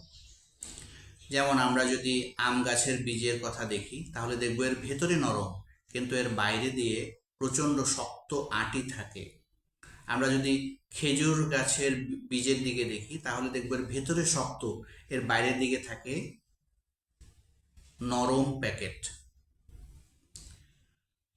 আবার যদি আমরা ধান গাছের দিকে দেখি, ধানের বীজের মধ্যে এর ভেতরে থাকে শক্ত চাল আর তার বাইরে থাকে সুন্দর প্যাকেট সোনালি রঙের। আর এভাবেই আল্লাহ তাআলা বিভিন্ন রকম শস্য দানার কথা বলেছেন। কিছু খাবার থাকে যা জনপ্রতি হয় না, যেমন আপেল হতে পারে, কমলা লেবু হতে পারে, কাঁঠাল হতে পারে, প্রত্যেকের জন্য একটি করে হয় না। আবার কিছু ফল আছে যেগুলো সবাই হয়তো পাবার মতো, যেমন বড়ই হতে পারে, সংখ্যায় প্রচুর, সবাই তা পায়। তবে খাদ্যশস্য আল্লাহ তাআলা এমনভাবে দেন যেগুলো সবাই পেতে পারে এবং সংখ্যায় প্রচুর পরিমাণে হয়, আর সংরক্ষণও করা যায় যদি শীষ সহ সেইগুলো সংরক্ষণ করা হয়, তখন কোল্ড স্টোরেজেরও দরকার অনেক কমে আসে। আর এখান থেকে আমরা বুঝতে পারলাম সূরা আল আনামের 6 নম্বর সূরার 95 নম্বর আয়াতে আল্লাহ তাআলা শস্য দানা বা বীজ জাতীয় খাবারের কথা বলেছেন। এগুলোর কোনোটি এক বীজপত্রী, কোনোটি দ্বিবীজপত্রী, এভাবে আমরা পেয়ে থাকি।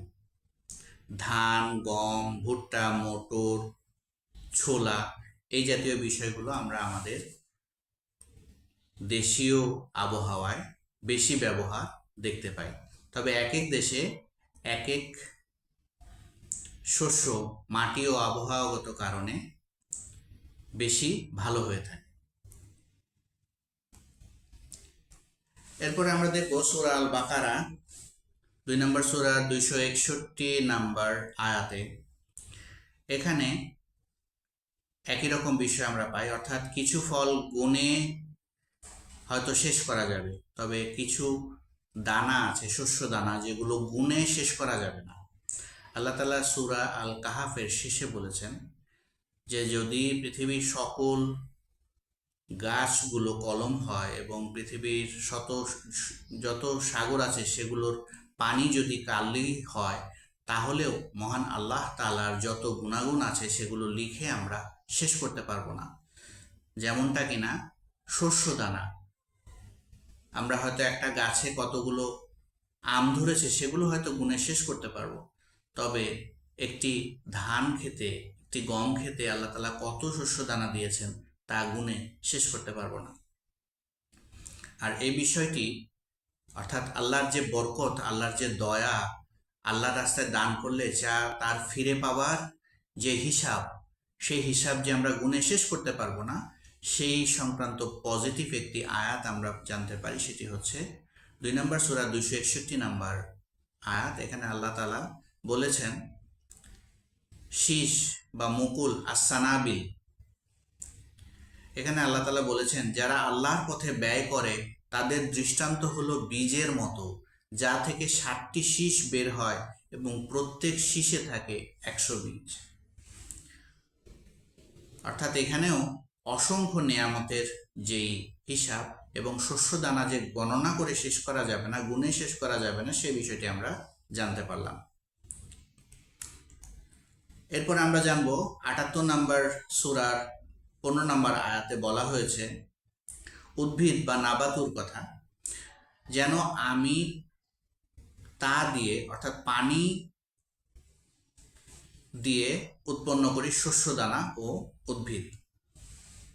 মরুভূমির মতো দেশে গাছ হতে যে পানি লাগবে এই বিষয়টি ধারণা করা অত্যন্ত কঠিন ছিল।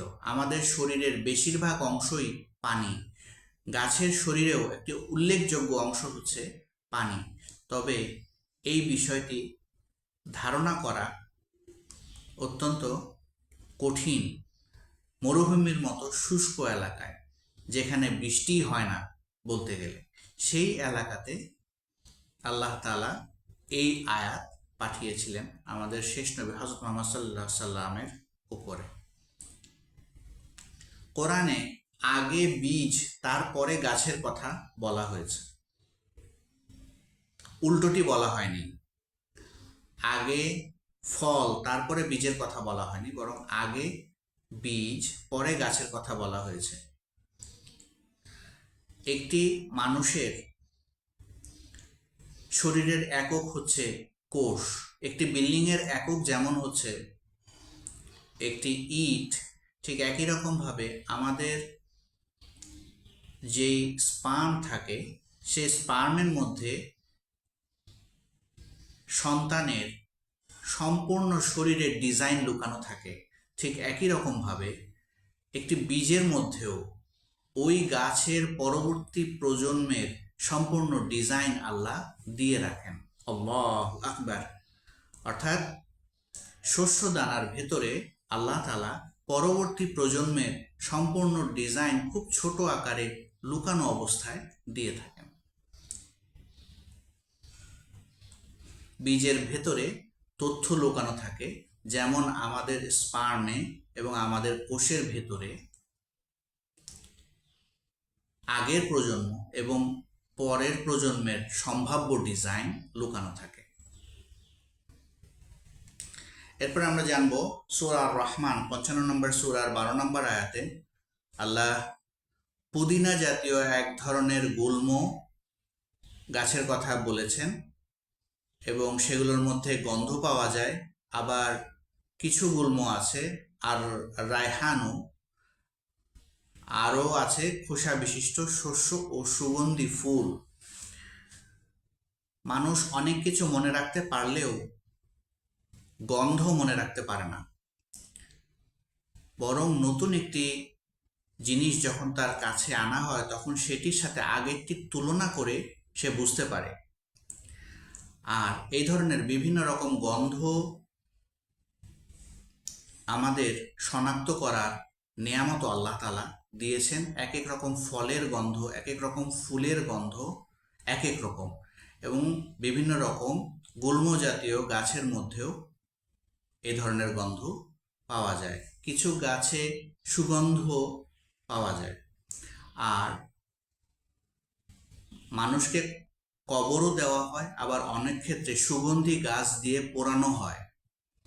তবে কবর দেওয়াটাই বেশি যৌক্তিক, কারণ মানুষের শরীরের মধ্যে যে বিষয়গুলো থাকে সেগুলো মাটি থেকেই এসেছে।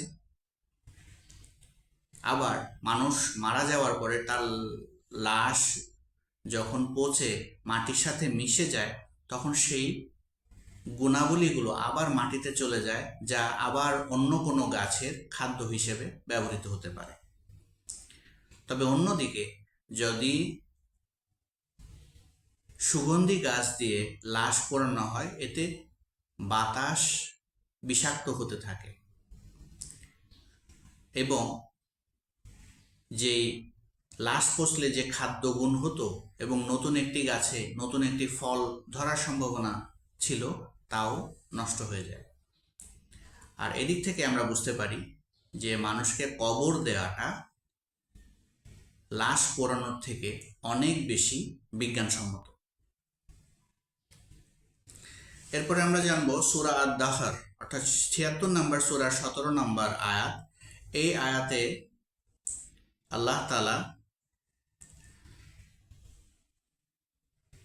আদা ও এক ধরনের মূল্যবান সুগন্ধি আজ-জানজাবিল এর কথা উল্লেখ করেছেন, তারা সেখানে এমন সূরা পান করবে যাতে মেশানো থাকবে জাঞ্জাবিল। অর্থাৎ আমরা কিছু মশলা জাতীয় খাবার আছে যেগুলোতে নাকে ঝাঁজ অনুভব করি, তবে সব খাবারে ঝাঁজ পাওয়া যায় না। এই বিষয়টিও আমরা এই ধরনের খাবারে জানতে পারলাম। অর্থাৎ কিছু খাদ্য আছে যে খাদ্যগুলো থেকে আমরা ঝাঁজ পাই। এছাড়াও আছে আঙুরের কথা এবং খেজুরের কথা। এই দুটি বিষয় বিভিন্নভাবে ব্যবহার করে মদ উৎপন্ন করা হয়, যা হারাম। তবে এই ফলগুলো পচিয়ে দীর্ঘদিন ধরে জমিয়ে যেই মদ তৈরি করা হয় তা স্বাস্থ্যের জন্য খারাপ, এবং সেগুলো খেয়ে মানুষ উত্তেজিত হয়ে বিভিন্ন আজে বাজে খারাপ কাজ করতে পারে। তবে প্রক্রিয়াজাতকরণের মাধ্যমে এই বিষয়গুলোর জুস তাৎক্ষণিকভাবে যদি খাওয়া হয় তাহলে সেগুলো শরীরের জন্য খারাপ নয়।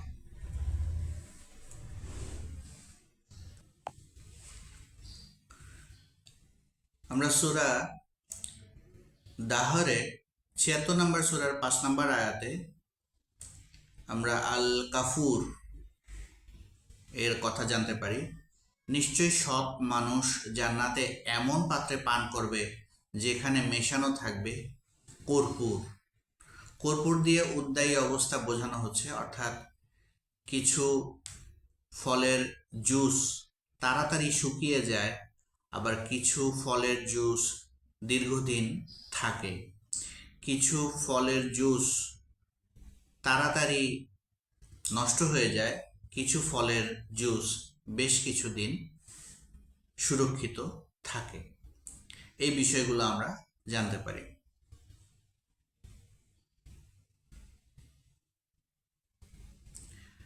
এরপরে আমরা জানব যে ৩৭ নম্বর সূরার ৬২ নম্বর আয়াতে এখানে কাঁটাযুক্ত বা ক্যাকটাস জাতীয় আজ-জাকুম ফলের কথা বলা হয়েছে। আল্লাহ তাআলা এখানে বলেছেন জাহান্নামীদের আপ্যায়নের জন্য এই গাছ কতই না উত্তম। আল্লাহু আকবার। এখানে জাহান্নামের ভয়টাকে এত ভয়ানকভাবে উপস্থাপন করা হয়েছে যে শাস্তি দেওয়ার কথা বলা থাকলেও বলা হতো, এখানে আপ্যায়নের কথা বলা হচ্ছে, অর্থাৎ হাসতে হাসতে মারা হবে এমন একটি বিষয়। আর এই বিষয়টি আমরা আরও জানতে পারি যে মরুভূমিতে কাঁটাযুক্ত ফল থাকে, ক্যাকটাস, সেগুলো উট খেয়ে বেঁচে থাকে। আবার মানুষের যখন হাইপক্সিয়া অসুখ হয় বিভিন্ন সময়, তখন তাদের অসুখের ফলে গলা চেপে ধরার মতো অবস্থা তৈরি হয়। আর সেই অবস্থাটি হচ্ছে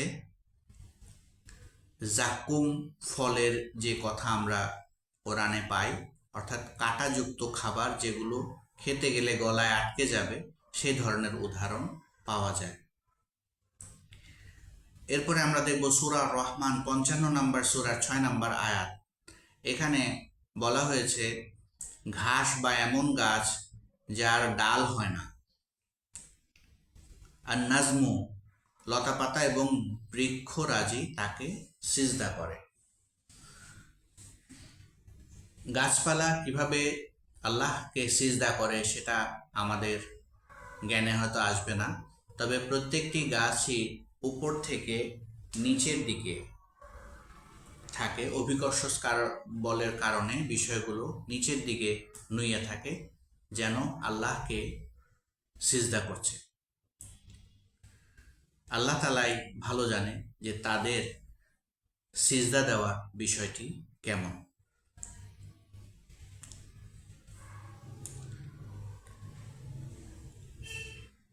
এরপরে আমরা জানব সূরা আল আনাম ৬ নম্বর সূরার ৯৯ নম্বর আয়াত। এখানে আল্লাহ তাআলা বলেছেন খেজুরের কাঁদি আল কিনওয়ানু এবং খেজুর গাছ, যার শীর্ষ দেশে কাদির ভারে নুয়ে থাকে। কিছু গাছে এত ফল ধরে যে গাছ সেই ফলনের ভারে বেঁকে যায়। যেমন খেজুর গাছের থোকার কারণ হতে পারে ছোট গাছে। আবার কিছু গাছ আছে শীর্ষ দেশে কলার যেই থোড়া তার ভারে অনেক সময় বেঁকে যায়। এ ধরনের উদাহরণ আমরা দেখতে পাই।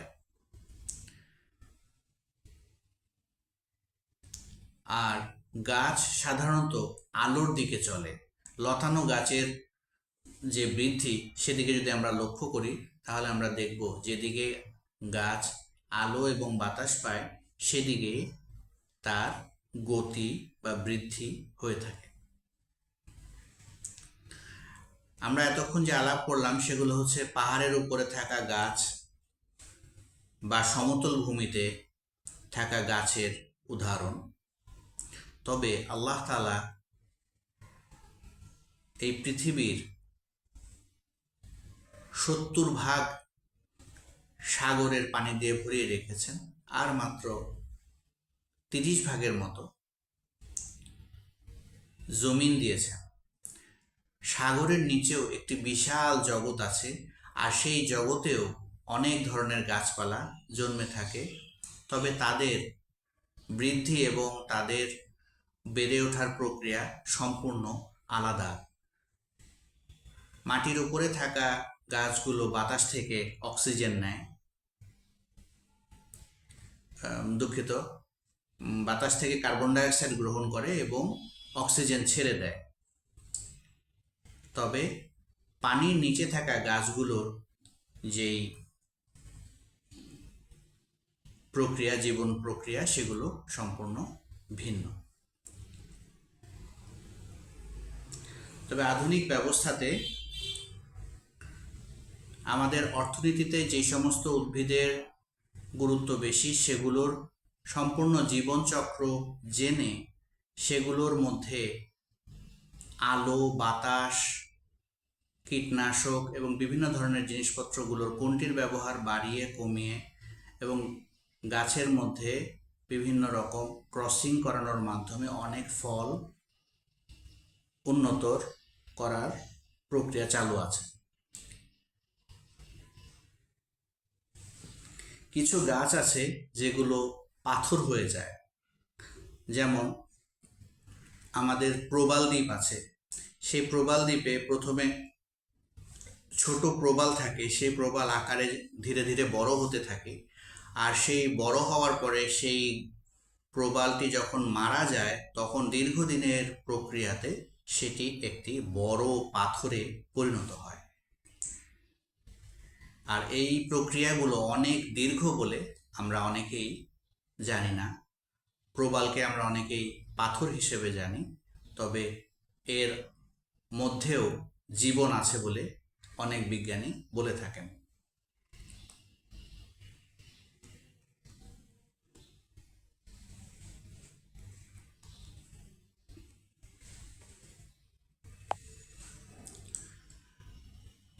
আমাদের দেশের মাটি অনেক উর্বর, এখানে বীজ ফেললেই সাথে সাথে গাছ হয়ে যায়। এজন্যই আমরা এই গুরুত্ব অনেকে বুঝতে পারি না। তবে মরুভূমির দেশ এবং অনেক শীতপ্রধান দেশে অনেক জায়গাতে গাছ হয় না, বীজ ফেললেও গাছ হয় না। তো একটি বীজ থেকে গাছ হওয়ার জন্য অনেকগুলো বিষয় লাগে। এর মধ্যে একটি হচ্ছে পানি, আরেকটি হচ্ছে তাপমাত্রা, সূর্যের আলো, বাতাস এবং মাটিতে থাকা ব্যাকটেরিয়া, ভাইরাস, যেগুলো কিনা বীজের চারপাশের যেই প্যাকেট, যেই খোলস, সেটি পচিয়ে দেয়। এই সবগুলো বিষয় মিলেই তারপরে একটি বীজ থেকে অঙ্কুর গজায়। আল্লাহ তাআলা 15 নম্বর সূরার 22 নম্বর আয়াতে বলেছেন যে তিনি আকাশ থেকে পানি দেন এবং সেই পানির মাধ্যমে গাছপালা অঙ্কুরিত হয়। কিন্তু বিষয়টি এত সহজ নয়, শুধু বৃষ্টি নয়, এখানে আরো অনেকগুলো বিষয় জড়িত। আমরা যদি আরো ভালো মতো লক্ষ্য করি তাহলে দেখব ২৭ নম্বর সূরার ৬০ নম্বর আয়াতে আল্লাহ তাআলা বলেছেন যে এর মাধ্যমে আমি সৃষ্টি করি আনন্দময় উদ্যান, আনন্দময় বাগান, যার গাছপালা তোমরা সৃষ্টি করতে পারতে না। আল্লাহর সাথে আর কোনো ইলাহ আছে কি? কিন্তু তারা এমন এক সম্প্রদায় যারা তুলনা করে। এখানে উদ্যান, বাগান এই বিষয়গুলোকে মানুষের মনের ভালো লাগার জন্য উপযুক্ত করা হয়েছে, সেই বিষয়টি প্রমাণ পাওয়া যায়। অর্থাৎ অনেক ডাক্তার আছেন যারা মানসিকভাবে অসুস্থ হলে তাদেরকে বাগান চাষ করতে বলেন বা বাগানের কাছাকাছি বা সবুজের কাছাকাছি থাকতে বলেন। অর্থাৎ সবুজের কাছাকাছি, গাছপালার কাছাকাছি থাকলে মন ভালো থাকে এবং সেখানকার বিশুদ্ধ বাতাসে অনেক অসুখ এমনিতেই ভালো হয়ে যায়। এই বিষয়টি আমরা এখান থেকে জানতে পারি।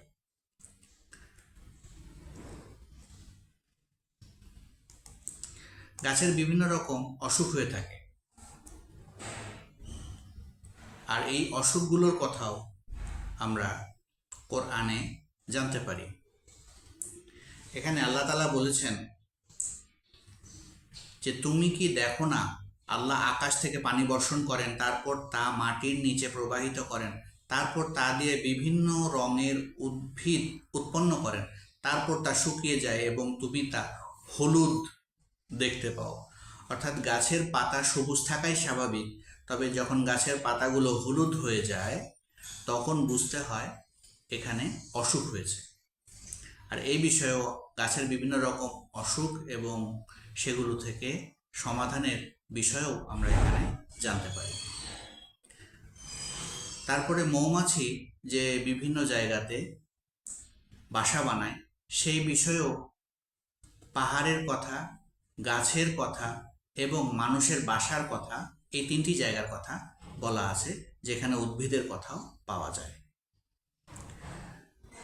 উদ্ভিদের বংশবৃদ্ধির জন্য পরাগায়ন খুব জরুরি, অর্থাৎ ফুল থেকে ফল হওয়ার জন্য পরাগায়ন খুব জরুরি, যেটি শুধু মাটির উপরের গাছের না বরং পানির নিচে থাকা গাছের জন্য পরাগায়ন খুব গুরুত্বপূর্ণ। আর সেই ক্ষেত্রে বাতাস এবং বিভিন্ন কীটপতঙ্গ এক ফুল থেকে যখন অন্য ফুলে যায় তখন তাদের মধ্যে পরাগায়ন ঘটে এবং সেখান থেকে ফল হয়। বাতাস না থাকলে, পরাগায়ন না ঘটলে, কীটপতঙ্গের মুভমেন্ট না থাকলে গাছের ফুল থেকে ফল হতো না।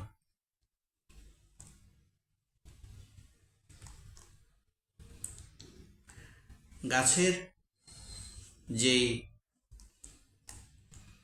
অংশ, তার মধ্যে একটি বড় অংশ হচ্ছে পানি। আর এই পানির মাধ্যমে গাছের পাতায় খাবার রান্না করা হয়। যেমন আমরা রান্নাঘরে, আমাদের ঘরের রান্নাঘরে রান্না তৈরি করি, চুলা থেকে আগুন নেই, কল থেকে পানি নেই, বাইরের বাজার থেকে শাকসবজি কিনে নিয়ে আসি, তেল কিনে নিয়ে আসি, সেগুলো একটি সুনির্দিষ্ট মাত্রায়, সুনির্দিষ্ট ক্রমে, সুনির্দিষ্ট পরিমাণে মিশিয়ে ধুয়ে সব কিছুর পরে আমরা যেমন একটি খাবার পাই, ঠিক একই রকমভাবে গাছের পাতাতেও সালোক সংশ্লেষণ প্রক্রিয়ার মাধ্যমে খাবার উৎপন্ন হয়। তবে এই বিষয়টি আগে কেউই জানত না। সূরা 18 এর 45 নম্বর আয়াতে এই বিষয়ে আমরা জানতে পারি, তাদের জন্য দুনিয়ার জীবনের উপমা দাও, এটি আকাশ থেকে নামা পানির মতো, পৃথিবীর উদ্ভিদগুলো তা শোষণ করে, কিন্তু পরে তা পুরনো গাছে পরিণত হয় এবং বাতাসে ছড়িয়ে যায়। আল্লাহ সব কিছুর উপর ক্ষমতাবান। এখানে সম্পূর্ণ প্রক্রিয়াটি খুব ছোট্ট আকারে বলা হয়েছে যে গাছের পাতায় বাতাসের প্রয়োজন হয়, সূর্যের আলোর প্রয়োজন হয়, বৃষ্টির প্রয়োজন হয়, মাটির নিচ থেকে পানি সহ বিভিন্ন রকম যে রাসায়নিক পদার্থ আছে সেগুলো টেনে নিয়ে আসতে হয় এবং তারপরে সুনির্দিষ্ট তাপমাত্রায় দিন এবং রাতের পরিবর্তনের ফলে সেখানে সালোক সংশ্লেষণ প্রক্রিয়ায় খাবার তৈরি হয়, যেটা আমরা খালি চোখে দেখি না, বরং অণুবীক্ষণ যন্ত্র যদি দেয়া হয় তাহলে আমরা এই বিষয়গুলো বুঝতে পারব। অর্থাৎ আল্লাহ তাআলা এই সুন্দর পৃথিবীর যে বড় একটি অংশ অক্সিজেন দ্বারা ভরে আছে, সেই অক্সিজেন আমরা এই গাছের মাধ্যমে পাই, এবং খুব সামান্য অংশ আছে হচ্ছে নাইট্রোজেন। আর এই কারণে পরিবেশের সকল কার্বন ডাইঅক্সাইডগুলো এই গাছরা গ্রহণ করে বিশুদ্ধ বাতাস আমাদের জন্য ছেড়ে দেয়, এবং আমরা সেগুলো নিয়ে বাঁচতে থাকি। আল্লাহু আকবার।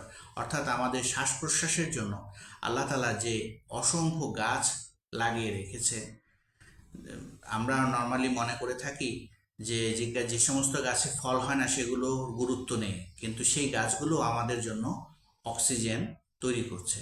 আর সবচেয়ে বড় বিষয় হচ্ছে, এই অক্সিজেন যদি আমাদের কিনে বাঁচতে হতো তাহলে এর দাম আমরা বুঝতে পারতাম, অথচ আমরা আল্লাহ তাআলার শুকরিয়া আদায় করি না, আমরা আলহামদুলিল্লাহ বলি না। কোরআনে আল্লাহ তাআলা বলেছেন, আল্লাহ দিনকে করেছে কাজের জন্য আর রাতকে করেছে বিশ্রামের জন্য। যদিও বর্তমান বাস্তবতায় দিনের কাজের মানুষ খুঁজে পাওয়া যায় না, আর মাগরিবের পর থেকে বিভিন্ন অপ্রয়োজনীয় এবং খারাপ কার্যক্রম শুরু হয়। তো এই কারণে মানুষ দিনের থেকে রাতে বেশি জেগে থাকছে বর্তমান বাস্তবতায়, এবং এই কারণে চোখের বিভিন্ন ধরনের অসুখ হয়ে থাকে। তবে মানুষের চোখ রিফ্রেশ হওয়ার জন্য সবুজ গুরুত্বপূর্ণ। সবুজ রং, বিভিন্ন রঙের আলো আছে, তবে সবুজের কাছাকাছি যখন মানুষ বেশি জিনিস থাকে, বেশি জিনিস দেখে, তখন তার চোখে কম ক্ষতি হয়। আর সবুজ রঙকে এই জন্য রিফ্রেশিং কালারও বলা হয়ে থাকে, অর্থাৎ সবুজের দিকে বারে বারে তাকালে মানুষের চোখের দৃষ্টি স্বাভাবিক হয়ে আসে। আর সবুজ হচ্ছে 7টি কালারের মধ্যে মধ্যবর্তী কালার। আর বিভিন্ন রকম প্রাকৃতিক ঔষধ যেমন গাছের মধ্যে পাওয়া যায়, তেমনি মেসওয়াকও একটি গুরুত্বপূর্ণ বিষয়। এই মেসওয়াকের মাধ্যমে আমাদের শুধু দাঁত পরিষ্কার হয় না, মাড়ির স্বাস্থ্য ঠিক থাকে, যেটা অনেক ব্রাশে সম্ভব হয় না, যেটা অনেক কসমেটিক্সে সম্ভব হয় না। আর ঔষধি গাছে কোনো সাইড এফেক্ট থাকে না, যেগুলো কৃত্রিম ব্যবস্থাতে মানবরচিত যেই বিষয়গুলো, সেই ব্যবস্থাগুলোতে অনেক সাইড এফেক্টের ব্যবস্থা থাকে, এবং একটি অসুখ সারলে আরও কয়েকটি অসুখ তৈরি হয়। আমরা যদি 36 নম্বর সূরার 80 নম্বর আয়াতের দিকে লক্ষ্য করি, তাহলে আমরা দেখব যে সবুজ গাছ থেকে জ্বালানি বা আগুন তৈরির কথা বলা হয়েছে। এই বিষয়টি আমাদের অনেকেরই অজানা, এবং অনেকেরই জ্ঞানে আসে না যে সবুজ গাছ থেকে আবার গাছ কিভাবে উৎপন্ন হয়। অনেক বনে, জঙ্গলে বিভিন্ন গাছের মধ্যে, শুকনো গাছের মধ্যে যখন ঘর্ষণ লাগে সেখান থেকে আগুন তৈরি হয়, এবং সেই আগুনের উত্তাপ এত বেড়ে যায় যে সেখান থেকে শুষ্ক গাছগুলোই শুধু না, বরং সবুজ যে কাঁচা গাছগুলো আছে সেই গাছগুলো তখন জ্বালানিতে পরিণত হয়, এবং এলাকার পর এলাকা আগুনে পুড়ে যায়। আবার অনেক জায়গাতে যখন ভূমিধস হয়, তখন সেই এলাকার অনেক গাছপালা মাটির নিচে চলে যায়, এবং সেখানে দীর্ঘদিন সময় থাকার পরে, প্রক্রিয়াজাত হওয়ার পরবর্তীতে এই গাছগুলো তেলে উৎপন্ন হয়, জ্বালানি তেলে, এবং সেই জ্বালানি তেলগুলো পরবর্তীতে আবার রান্নার কাজ সহ বিভিন্ন রকম জ্বালানির কাজে ব্যবহার করা হয়। এবং মুসলিম দেশগুলোর মধ্যে এই ধরনের প্রচুর তেলের পরিমাণ বেশি, অর্থাৎ সবুজ গাছ থেকে আমরা যে জ্বালানি উৎপন্ন হতে পারে সেই বিষয়টিও 36 নম্বর সূরার 80 নম্বর আয়াত থেকে ধারণা পাই।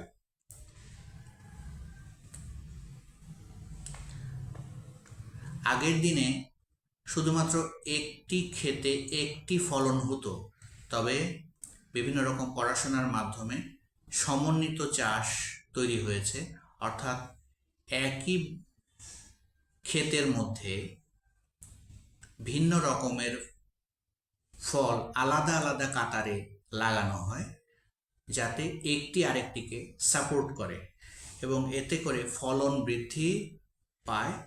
তবে প্রাকৃতিকভাবে যে ফলন বৃদ্ধির প্রক্রিয়া, সেটি স্বাভাবিক এবং কম ক্ষতিযুক্ত। শুধু তাই নয়, আধুনিক খামার পদ্ধতিতে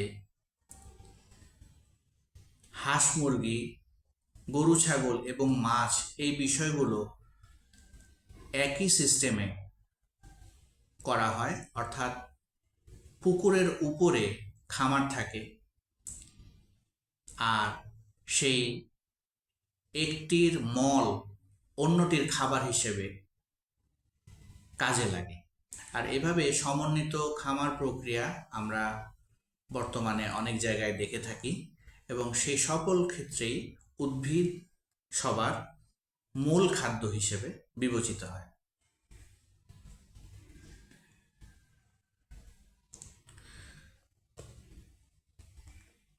বিভিন্ন গাছের বিভিন্ন অঙ্গ থেকে বংশ বিস্তার হয়, কারো কাণ্ড, কারো পাতা, কারো মূল, কারো বীজ, কারো ফল।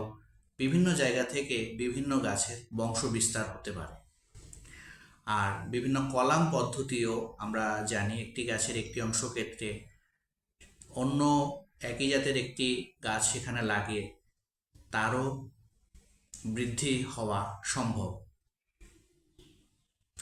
কোনো একটি এলাকায় গাছের পরিমাণ যদি বৃষ্টির সাথে সম্পর্কিত, একটি এলাকাতে যদি প্রচুর বৃষ্টি হয়, তার সাথে ওই এলাকায় গাছ আছে কিনা তার সম্পর্ক আছে। যে এলাকাতে গাছ প্রচুর, সে এলাকাতে প্রচুর বৃষ্টি হওয়ার সম্ভাবনা থাকে।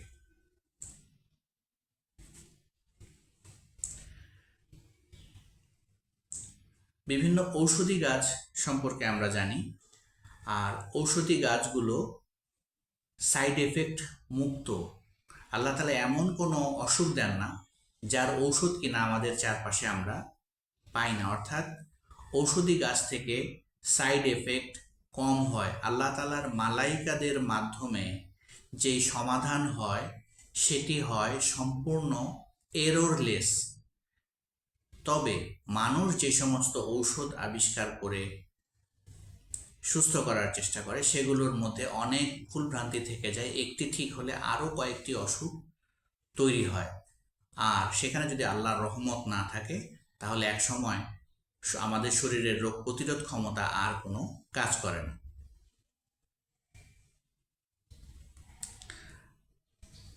হাদিসে পাওয়া যায়, কোনো একটি এলাকায় বৃষ্টি ফিরে আসার সঙ্গে জাকাত দেওয়ার সম্পর্ক আছে। কোনো একটি এলাকার মানুষ যদি তার বৈধ অর্থ থেকে জাকাত না দেয়, তাহলে ওই এলাকায় বৃষ্টি হয় না, আর বৃষ্টি না হলে সেখানে গাছেরও জন্ম হবে না। আমরা অনেকেই হযরত মুহাম্মদ সাল্লাল্লাহু আলাইহি সাল্লামের সেই ঘটনাটি জানি, যে একটি অসহায় ব্যক্তিকে কম্বল বিক্রি করে তিনি গাছ কাটার রাস্তা দেখিয়ে দিয়েছিলেন। সাধারণত একটি মানুষকে একদিন 2 দিনের ভিক্ষা না দিয়ে তাকে একটি সম্পূর্ণ কাজের মাধ্যমে নিজের ব্যয় নিজে বহন করার মতো সক্ষমতা করিয়ে দেওয়াটাই উত্তম। কারণ যে ভিক্ষায় অভ্যস্ত হয়ে যায়, সে সব সময় ভিক্ষা করতেই চাইবে। অন্যদিকে যাকে একটি কাজ দিয়ে দেওয়া হয়, সে সেই কাজের মাধ্যমে নিজেকে আরও উন্নত করতে পারবে। আর এখানেও গাছ কাটার যে উদাহরণ, সেটি আমরা পাই।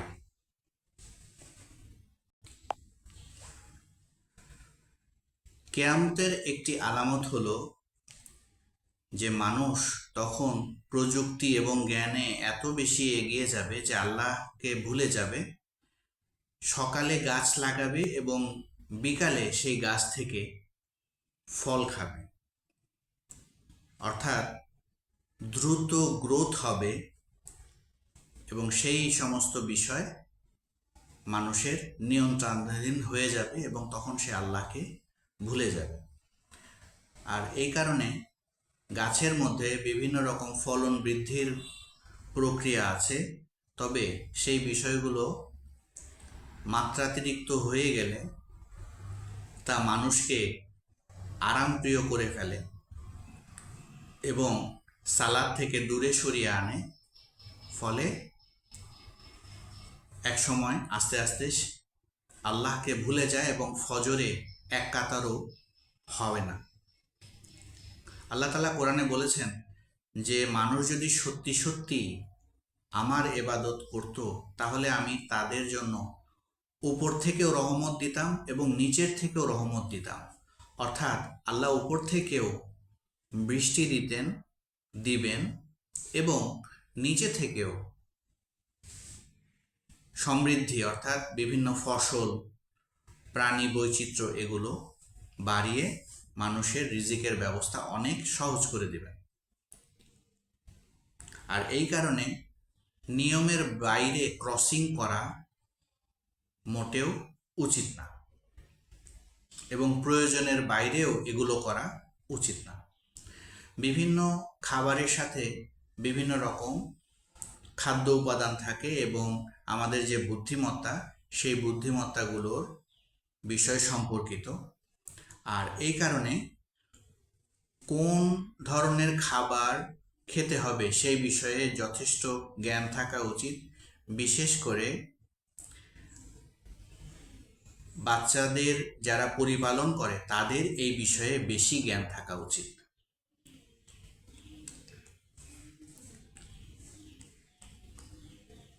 এক এক ফলে, এক এক শাকসবজিতে এক এক ধরনের পুষ্টিগুণ থাকে।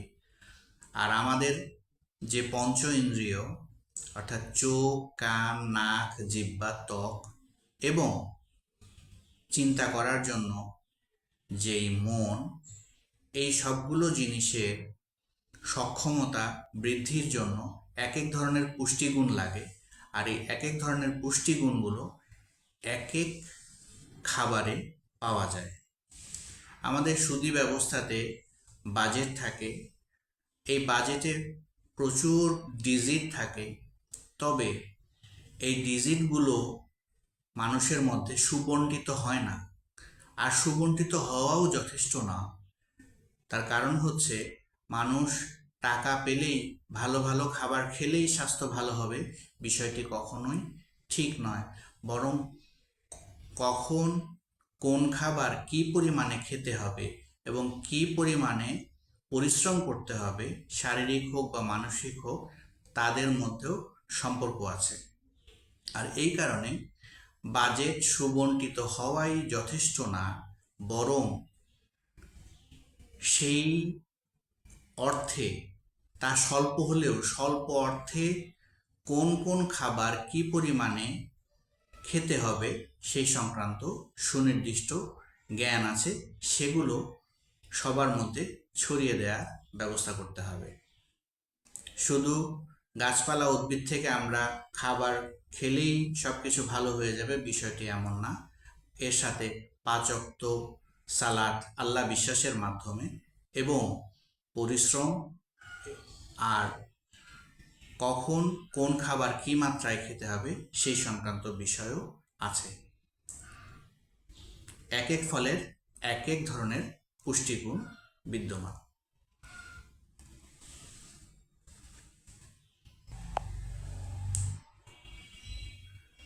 আমরা ঔষধি গাছগুলোকে আমাদের নিয়মিত খাবারের যে গাছগুলি সেগুলো থেকে আলাদা করে রাখি, তবে আমরা যদি সুনির্দিষ্টভাবে সুনির্দিষ্ট মাত্রায় কখন কোন খাবার কোন মাত্রায় খেতে হবে সে বিষয়গুলো জানি, তাহলে আলাদা করে ঔষধি গাছের প্রয়োজন হয় না। অর্থাৎ সুনির্দিষ্ট সুনিয়ন্ত্রিত খাবারই তখন ঔষধের কাজ করবে। ঠিক একই রকমভাবে আমরা ইসলামকে, কোরআনকে লোকাল মনে করি, কিন্তু জাতীয় ব্যবস্থা থেকে এই কোরআনকে বিচ্ছিন্ন করে রাখতে চাই এবং কোরআনকে, ইসলামকে বিচ্ছিন্ন মনে করি এবং লোকাল একটি ধর্ম মনে করি। সম্পূর্ণ জীবন ব্যবস্থা হিসেবে আমরা তা মানি না। আর এই কারণেই আমাদের প্রধান সংবিধান কোরআন আমরা এখনো প্রতিষ্ঠিত করতে পারিনি এবং কেন্দ্রীয় যে অর্থ ব্যবস্থা তাকেও আমরা সম্পূর্ণভাবে ইসলামী করতে পারিনি। ঠিক একই রকমভাবে আমাদের উচিত হবে কোরআনের সামগ্রিক যে সুফল সেদিকে যাওয়ার ব্যবস্থা করা এবং সেই সুফল পাওয়ার জন্য চেষ্টা করে আল্লাহর উপর ভরসা রেখে এগিয়ে যাওয়া। ঔষধি গাছকে আলাদাভাবে বিবেচনা না করে বরং কোন খাবার কি পরিমাণে প্রতিদিন খেলে সেগুলো আমাদের জন্য ভালো হবে, সেগুলো একই সাথে ঔষধির গাছের মতো কাজ করবে, সেই মাত্রায় স্বল্প পরিমাণে সব কিছু করতে হবে এবং খেতে হবে। আমাদের যে মৌলিক চাহিদাগুলো আছে সেই মৌলিক চাহিদাগুলোর মধ্যে আছে খাদ্য, বস্ত্র, বাসস্থান, শিক্ষা, চিকিৎসা এবং এর প্রত্যেকটি অংশেই গাছের যে ভূমিকা তা আমরা পাই। যেমন খাবারের মধ্যে তো সব কিছুই উদ্ভিদ বেশিরভাগ ক্ষেত্রেই, জামা কাপড়ের ক্ষেত্রেও মূল কাঁচামাল হচ্ছে গিয়ে ফাইবার জাতীয় গাছ। বাসার ক্ষেত্রে অনেক জায়গাতে এখনো বাঁশ দিয়ে এবং কাঠ দিয়ে মূল ভিত্তি স্থাপন করা হয়। শিক্ষার ক্ষেত্রে পেন্সিল এবং কাগজ, এই বিষয়গুলো আমরা পাই। আর চিকিৎসার ক্ষেত্রে বিভিন্ন ঔষধি ধরনের গাছ তো আছে। অর্থাৎ আমাদের সম্পূর্ণ জীবনেই গাছ এবং উদ্ভিদের ভূমিকা অপরিসীম। আর এই কারণে এই সাবজেক্টটিও অত্যন্ত গুরুত্বপূর্ণ। সবশেষে বলতে চাই, মানুষের জীবনে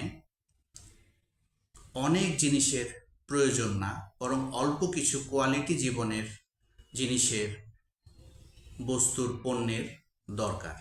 আর সেই বিষয়টি আমরা ইসলামের একটি হাদিস থেকে জানতে পারি। সে হাদিসটি হচ্ছে, দুইটি জিনিস ছাড়া কোনো কিছুই নিজের না। একটি হচ্ছে মানুষ যা খায় এবং অন্যটি হচ্ছে মানুষ যা গায়ে পরে, জামা কাপড়। আর এই দুইটি বিষয়ই আমরা পাই এই উদ্ভিদ থেকে।